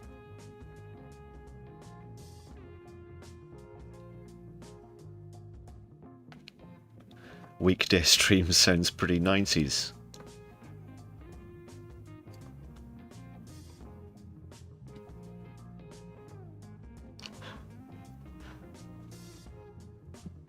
Well, I'll show you it's 2025. Okay, so Rothschilds, you know, the guy who does the great J.D. Vance impressions. Do go and check him out. He's a fellow YouTuber from the States. This is his 2 cents on all of this. He does get to the text messages after the first minute. I'll play the whole clip for what it's worth. So yeah, about a minute in, that's where he gets onto the text. And again, the same suspicions that I raised in that video. I'd like to know your thoughts about this as well. People, we could be in the middle of some sort of misdirection of some sort. You've got to have your heads up. Without getting too tin hatty, but we'll see. Rothschilds. You mean to tell me that conservatives are choosing to honor the memory of Charlie Kirk, a man who is a self-proclaimed advocate for the freedom of speech, by, checks notes, violating people's freedom of speech? Right-wing conservative Republican politicians, policymakers, members of the government, including the sitting vice president of the United States, have been encouraging their followers to dox anyone and everyone who they believe is speaking ill of Charlie Kirk. ABC was just strong-armed into pulling Jimmy Kimmel off the air indefinitely because of things he said about Charlie Kirk. And y'all, it's Jimmy Kimmel. All right, it's not like he went for the frickin' jugular. What he said was pretty tame. Governor of Texas Greg Abbott has threatened to expel students from Texas state colleges for speaking ill of Charlie Kirk. And if you think I'm just being facetious, students have already been expelled for this. It's like attempting to honor the life of a fallen firefighter by running around downtown with a flamethrower. The ACLU is going to have a field day. At this point, we've reached 3 constants in life: death, taxes, and the likelihood that Republicans will wipe their ass with the U.S. Constitution. And if that's not enough, you're kidding me with these alleged text messages from Tyler Robinson. Let me just say this out loud, just so I'm sure I understand it. You're telling me that a chronically online 22-year-old kid who just committed a very high-profile murder and is running for his life from the police, from the FBI, who found time to stash his weapon, to change his clothes, but all the while this was going on, he also wrote thesis-length text messages to his alleged trans lover. Text messages that, by the way, not only read like they were written by a knockoff chat GPT designed exclusively for and by boomers, but also detail every single aspect of his crime in excruciating detail based on what we know. Yeah, it's kind of like, TV shopping channel hosts sort of conversations. There aren't conversations, the sort of back and forth that you have from anyone doing any sort of promotion or trying to sell you something, being a bit fake as they do so. If you know what I mean. But yeah, completely unnatural. It's just got that sort of vibe to it. And the way it jumps to, but I thought they'd arrested somebody for it. No, that's actually not correct. My trans lover, who I'm definitely in a lefty relationship with, even though I was fleeing the scene at the time, it is just somebody who was dressed in similar clothing. Now, how could you mistake,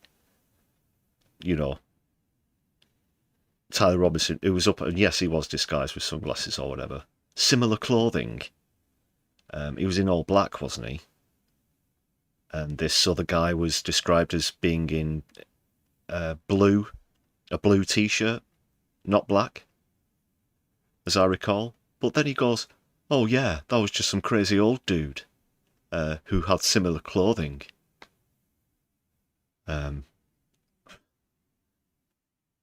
Just line by line, putting any legitimate suspicion that whoever wrote it thinks might come up. And it's just so unnatural. It is just so like a cheap chat GPT wrote it. Tyler Robinson would have gotten away with this crime scot-free. All right? His dad turned him in. That is literally the only reason why the FBI caught him, was because his dad snitched on him. The FBI and Kash Patel had nothing. They had nothing. And his dad just basically plops them in their laps. So he's about to get away with this, but then decides, you know what I need to do? They had, I believe at the time, a forearm print from where the assailant had jumped off of the roof. Shoe print, and that was it.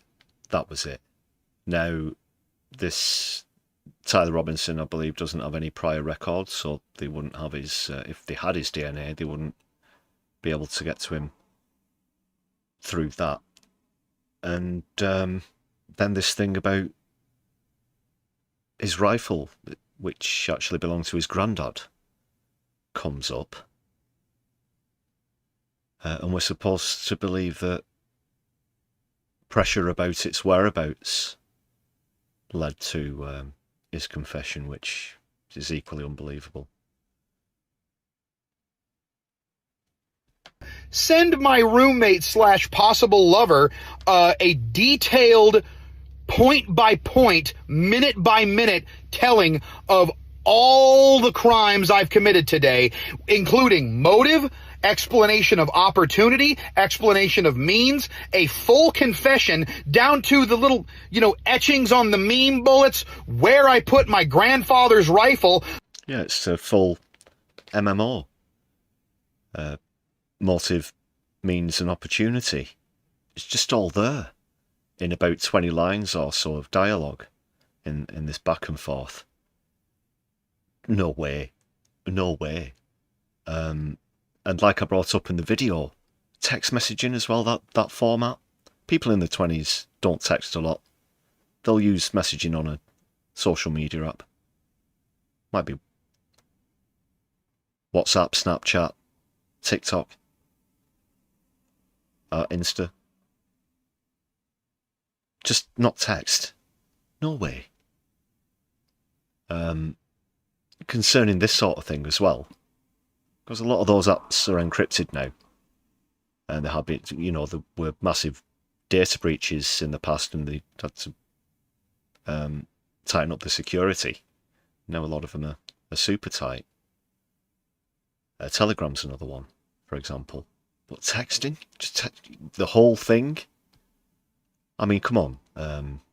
I'm open to scrutiny if anybody thinks that that's perhaps going a bit too far, or hyperbolic, or tin-hatty.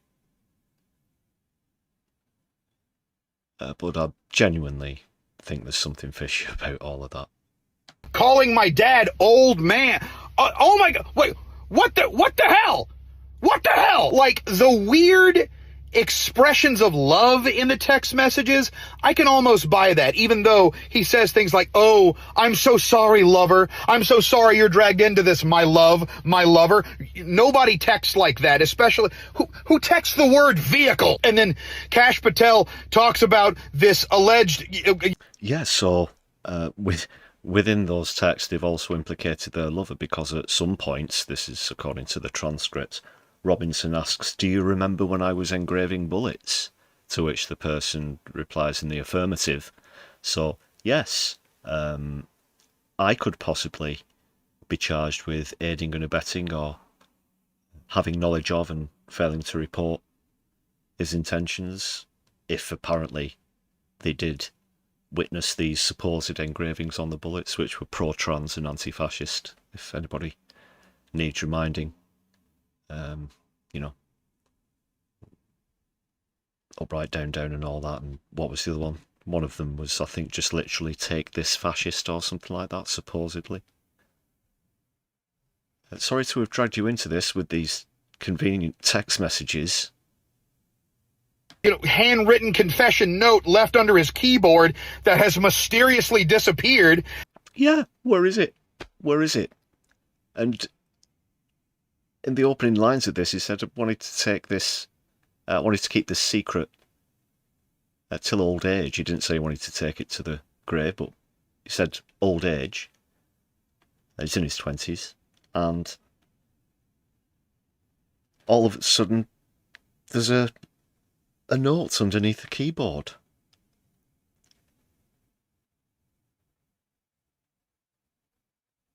At a house that he's supposed to share with his trans roommate, although does actually live with his parents, so doesn't have any roommates at the time of the assassination. Yeah. Gets even worse. So, when he talks about coming home, as in to them, the person who he's talking to doesn't actually live with them at the time. And had been destroyed or something. Where's the note? Oh my God. There is a throbbing pain behind my eye right now. Oh my God. These text messages. Tell me about it, Ross.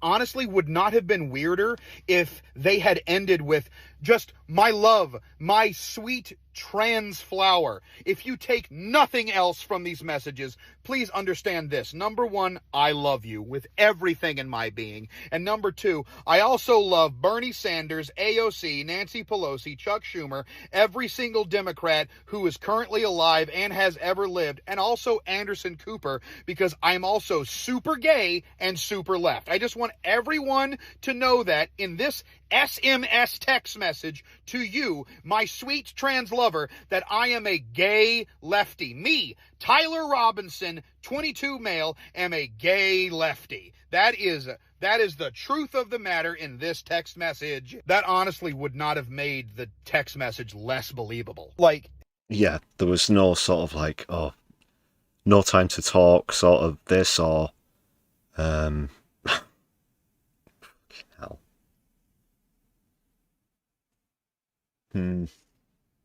I could seen the phrase Black Ops being brought up in the chat. Certainly has a whiff of that, doesn't it? False flag, Black Ops sort of stuff. these text messages detail everything about the crime, including the two people who were mistakenly apprehended before they got Tyler, which, you know, if the rest of the crimes are to be believed, Tyler wouldn't have known about that at the time of the text messages being allegedly sent. It's reached a point where not only are leftists doubting this, right-wingers are calling bullshit too.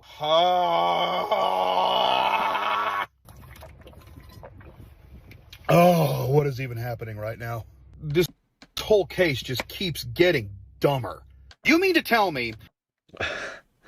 Ross Charles, fellow YouTuber, check him out. Does great comedy bits about JD Vance and stuff as well. Certainly worth a subscription. I have to agree with all the points he's brought up there, as well as this. Now, this particular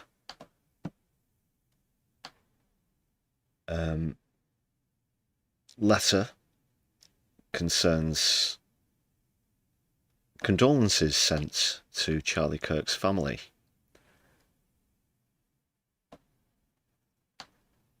However, you can see clearly here on the right, dated the 2nd of September 2025. That's 8 days before Kirk was assassinated, which was 8 days ago.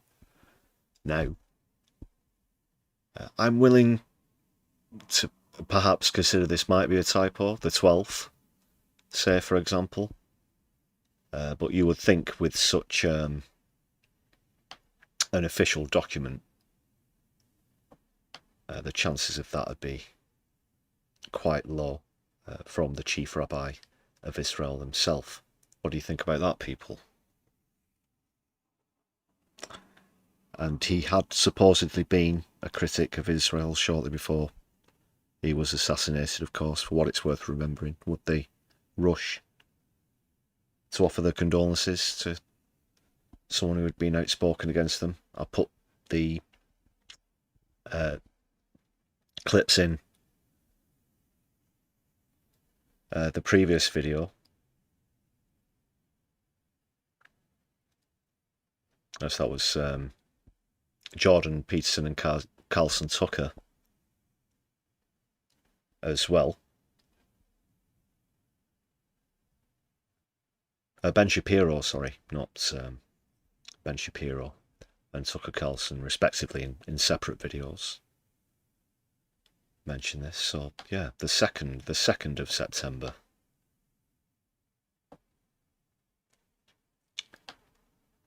Is this genuine? Is this legit? With deep sorrow and great pain, I received the devastating news of the murder of Charlie solely because he was a clear and unwavering voice of truth. Very quick to get that line in as well. I won't read the full letter of condolence, but that's clearly what the letter is about there. You can see. Very strange. Hypernormalization. Adam Curtis, yeah. Nothing's real anymore. It could have been made. I don't know how genuine this is.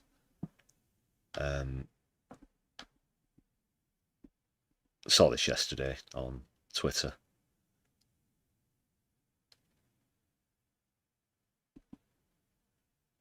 But the uploader here, this isn't someone saying, hey, look at this. This is apparently someone sharing the original.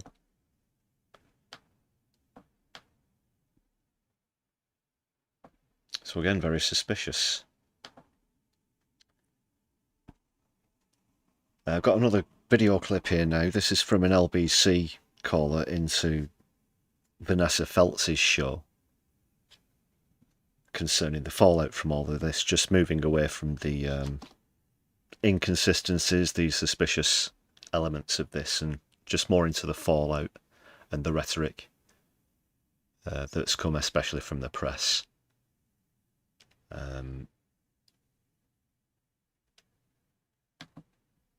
And it puts a few people bang to rights.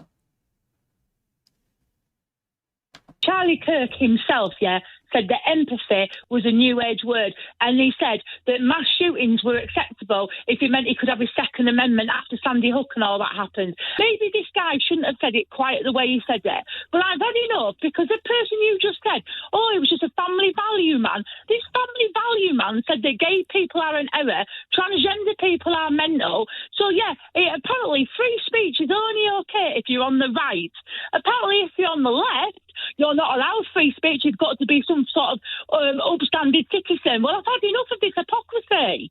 Is it not true, though, that Charlie Kirk's manner of expressing his thoughts and feelings was... Also, he was polite but a racist, yeah? So we're talking about white replacement theory, that black people, black women in particular, were not clever. But it's all right as long as you do it politely, yeah?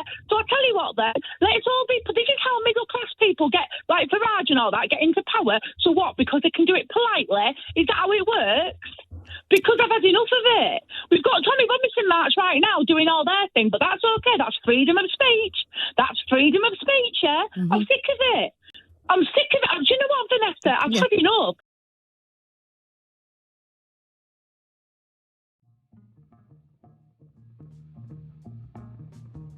Bang on the nose. Even Feltz didn't interrupt there. Bang to rights herself.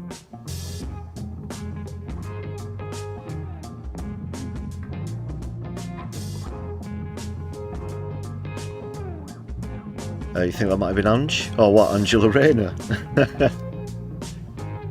Yeah, I'm absolutely sick of it, mate.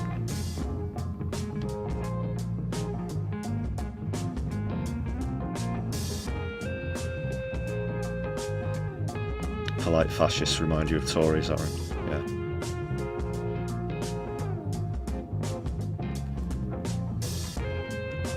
I'm assuming that's a particularly dark piece of humour there, Super Tiny, about him winning the gun argument.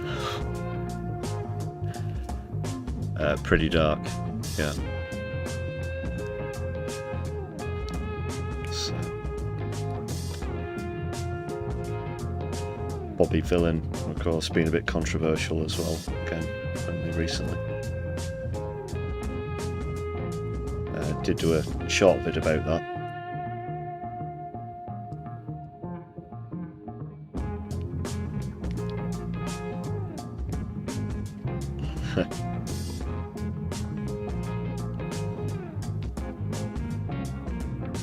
Alright people, please do make sure you hit thumbs up on the stream.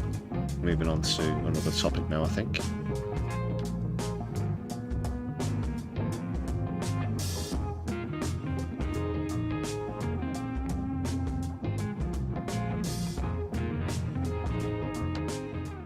Yeah, this sort of flew under the radar. There was a big RMT strike, excuse me, outside Downing Street this week.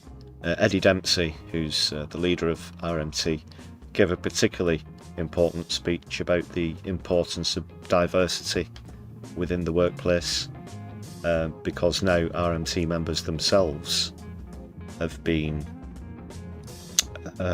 thrown out under new programmes. We're getting back to the days of the hostile environment and this sort of thing. Or if anything, even worse. So that's what this is all about.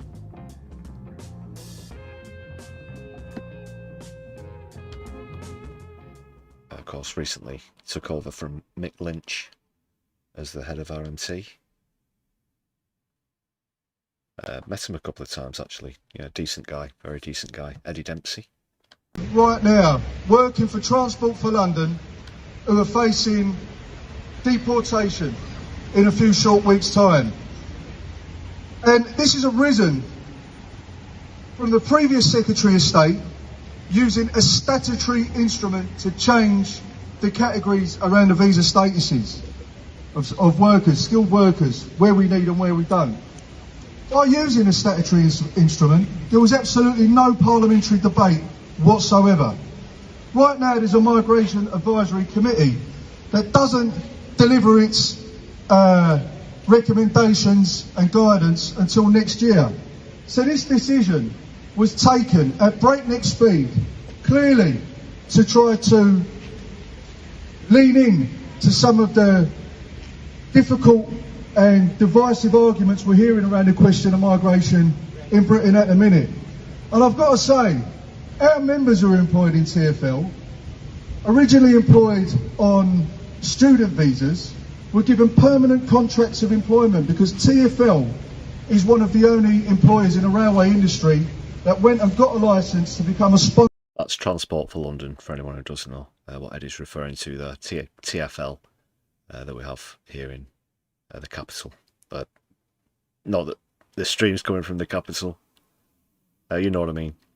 It's in London. So that it could employ people on a student visa and then move them directly across to a skilled workers visa and permanent employment with the right to remain in Britain. So it isn't a situation like is happening in other places where people have taken temporary employment on student visas with no expectation of continuing employment or indefinite right to remain here in Britain. Our members were employed with the full expectation that they've now become full British citizens and will be staying here. Many of our members who are affected by this, because of that expectation, have built their families, built their homes here. And now, through the use of this statutory instrument, they could be forced to leave. And what we're saying is, this is unfair. So we're not for open borders. We're for a fair migration policy. Yeah, it rides roughshod over democracy with it not being debated in Parliament. As Eddie's pointed out several times, it being used as a statutory implement. So things like this, especially concerning citizens' rights to live here, should be debated in Parliament. That's humane and fair and treats people properly. And this doesn't meet that test. So what we're calling for, as a bare minimum, is that this should be paused until the Migration Advisory Committee finishes their work, and we will be arguing that there should be... that's John McDonnell as well, you can see there, just to the right of Dempsey in this picture now. Transitional arrangements put in place. Because it's one thing somebody going to work on a student visa without expectation they're going to be remaining in Britain and continuing their employment, and it's quite another thing for somebody to be told you can stay here permanently. Yeah, great bloke, Eddie Dempsey. I can see a lot of solidarity with Eddie in the chat there. Like I said, I've met him a couple of times. Nice fella. He's got the kind of voice as well that would fit well on, I don't know, say a DIY store advert or something like that. Or a mail order tool catalogue, you know. If I dare risk some attempt at impersonation, you know, what? You need a ladder. You come to Eddie's Tools. They'd be selling by the thousands. You can have a permanent contract of employment and then have all of that torn up by the Secretary of State in a matter of 3 weeks, by the way, from start to finish. And these ain't a horror show story of people coming here that people on the right want to paint.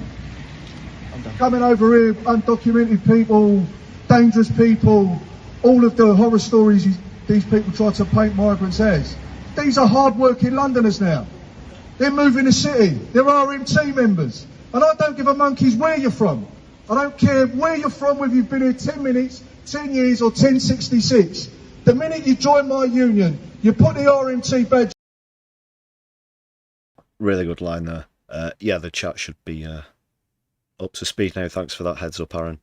But yeah, I don't care if you've been here 10 minutes, 10 years or since 1066. You're one of us, and we're behind you. Yeah. So we're going to carry on the fight for our members. We're demanding a meeting with the Secretary of State. We think this is absolutely wrong. No transitional arrangements. There's no fairness here whatsoever. These workers should not be caught up in the swoop. They are proper people doing a job here in London. They're RMT members, and they were given a clear expectation that they would be here permanently. They've made their lives here, and we say they should be allowed to stay here.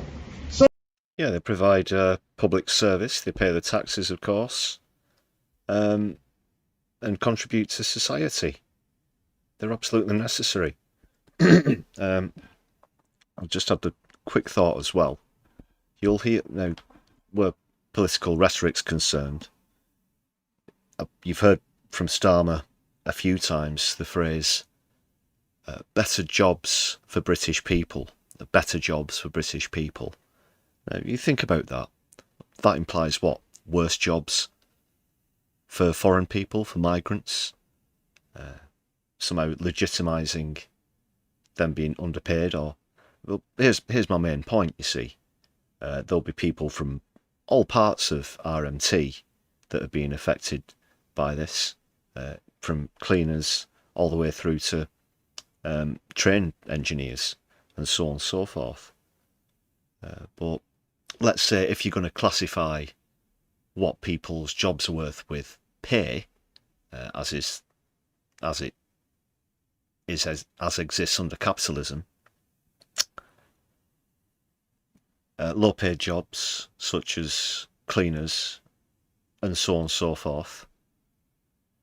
If we gave those to exclusively British people, because the migrants wouldn't be here under these sort of schemes to do them, they'd have to be done by British people.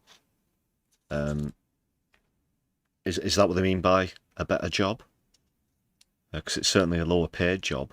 There's certainly a lot of people look down on cleaners, even though they're absolutely 100% essential. For sanitation, I personally believe they should be paid a lot more than they are. But yeah, just as an example, better jobs for British workers, those sort of phrases. Because I certainly don't think as well, outside of, maritime transport, things like fruit picking, vegetable picking, you often find that those sort of jobs are made up largely of migrants. They're the ones willing to get up at the crack of dawn and pick fruit and vegetables for hours on end, in 10, 12-hour shifts. A lot of them do, again, barely for minimum wage. Make it all make sense, we need them here, and we need them paid a lot fairer. That's for sure. And the next thing, everyone's going to be complaining that the trains don't run on time, all the rest of it. For anybody who isn't behind the RMT, they'll be forever bemoaning what's happening. And a lot of those people will be the same ones who are calling for migrants to leave the country without any sense of irony whatsoever, of course. There was absolutely no parliamentary debate whatsoever. Right now there's a migration advisory committee. Have to see what happens, the result of that committee. Well said, Eddie. Well said, Ed.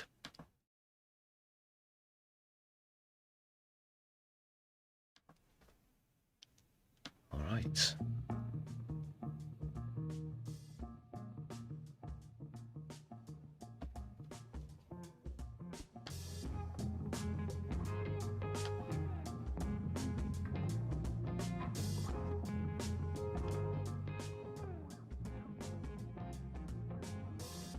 Just one quick bit that ties in with Gaza and Palestine. There was a massive concert yesterday. I don't know if any of you came across this Together for Palestine concert. If you didn't, I'm just going to do a little plug for that now. A lot of well-known faces were at it. That was at Wembley Arena in London. and organised by Brian Eno, who I've sort of indirectly worked with before, actually, with other exhibitions and such. A legendary producer, Brian Eno, for anyone who's not heard the name. Also one of the early pioneers of what you would call ambient music, sort of sound landscapes that he deals with.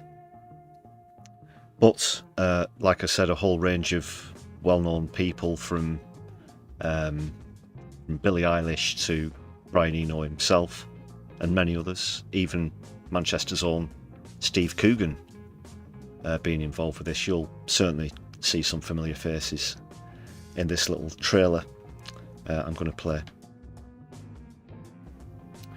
But it was all streamed on YouTube. I checked some of it out yesterday, and it's still up there now, so definitely check it out, because I know a lot of hard work went into putting this together for, well, they say it enough in the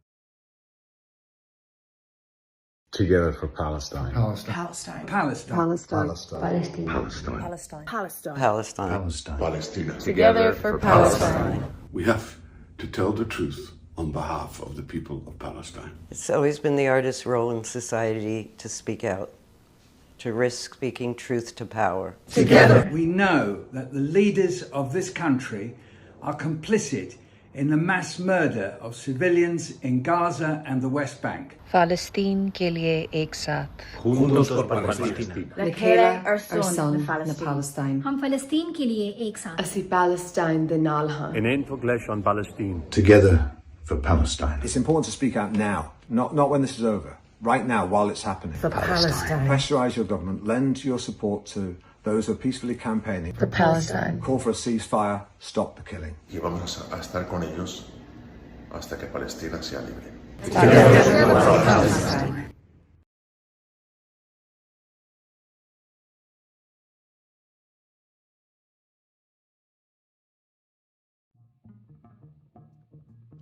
The website there as well, togetherforpalestine.org. Check that out. Good concert as well. From what I saw, managed to catch about an hour and a half's worth of it just after it started. I will be hopefully catching up on the rest.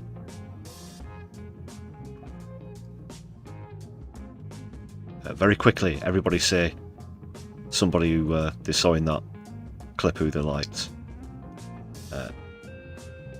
This stream being biased, it coming from Manchester. The aforementioned Steve Coogan. Yeah, there were tons on there. A lot more acts than you saw in that clip as well.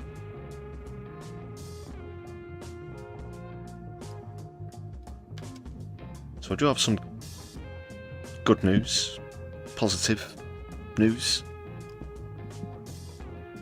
just surrounding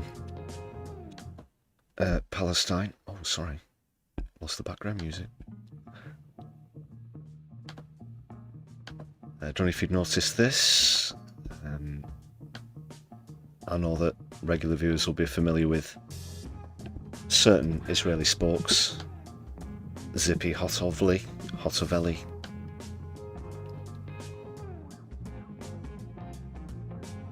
She is no longer ambassador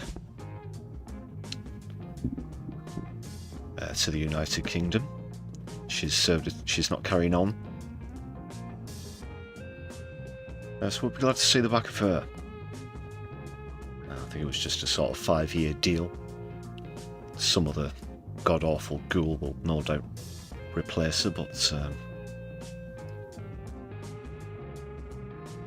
it'll be good to know that she's not going to be appearing on our TV screens quite so often as she used to. Vile woman.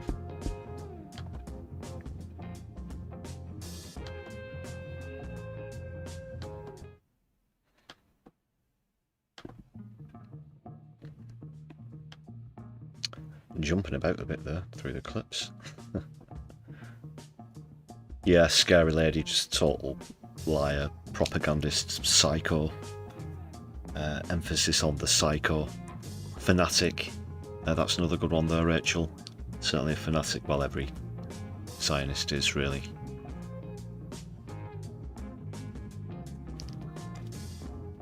Every accusation they make is a confession, of course.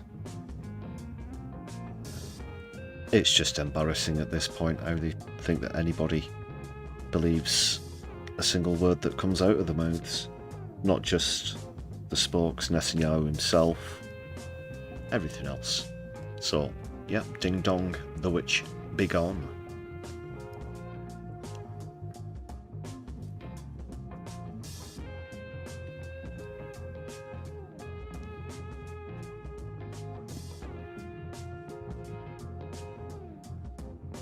And finally, the final item this evening. Stick around, people. Don't go anywhere. The latest in a new series on the channel, Placard Power. Got an example for you here.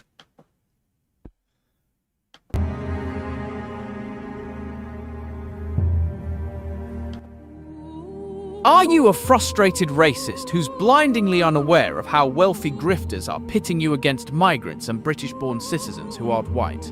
Do you want to pretend that you're a concerned citizen and that every legal asylum seeker is some kind of sex predator as a thinly veiled cover for your blatant far-right views?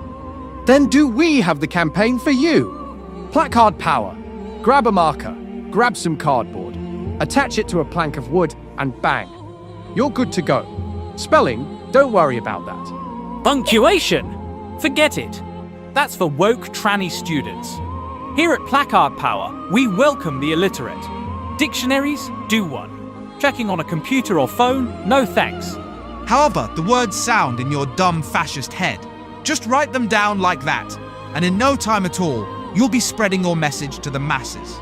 It's easy, it's simple. Isn't that right, Captain Placard? You bet your bigoted arse it is. Placard Power. Join today. Membership costs £79.99 per month. All transfers to be sent directly to Tommy Robinson, heir of Benjamin Netanyahu, Tel Aviv, Israel.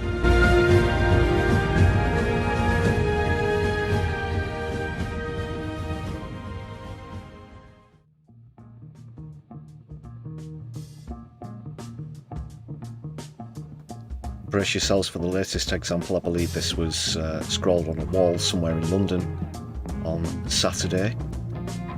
Kia out, that it Kia Starmer they're referring to there, of course, next to a Kia, as in that's a model of Ford car over here, the Ford Kia. So yeah, first example of graffiti on Placard Power, but it can be, like I said, even a t-shirt or whatever. Graffiti, signs, placards, tattoos, no regrets, that sort of thing. So yeah, they want Keith out. They don't think he's doing enough on migration. That's probably the reason behind that. But Sir Ford Kia, the Ford Keith. The vehicle specialised in U-turns.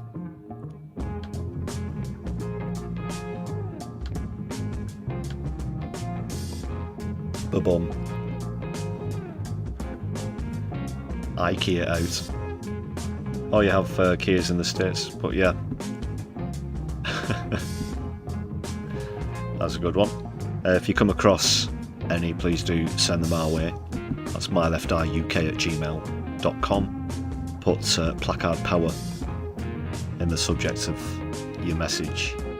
I'd love to see any of it you come across.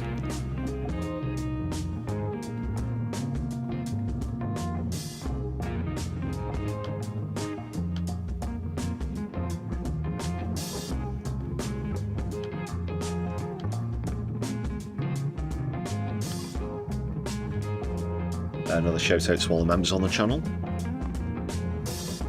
Just before we part ways, but keep your butts parked, everybody. Like I said, I'm going to be streaming into another channel.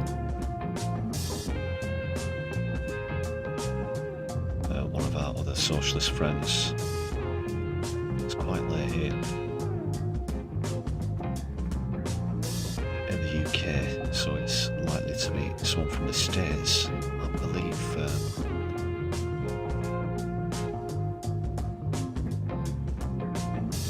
Well, we have a choice, people. I'll let you decide. So we have a choice between Alec Gunter, the Surf Times, or this space. Please, if you have any preference, let me know hastily in the chat. Thanks again to all of the members. Really do appreciate all the support. It's just 99p if you want to join that list of awesome supporters, by the way. Super chats are open if you're watching live. There's also super thanks if you're watching back later on, and a buy me a coffee page in the description of the stream. Thanks a lot for all your support and contributions. So Alec Gunter, the Surf Times, and this space are the options. We have a shout for this space. You think that might be a rerun? Actually, Morbius, thanks a lot for that gifted membership. Hope Geometry, I hope you enjoy your perks. Surfs is live. Should we go for Surfs? Surf Times. Going once. Going twice. Sold to Rachel Atwood. Well, it's gratis. So that's locked in now.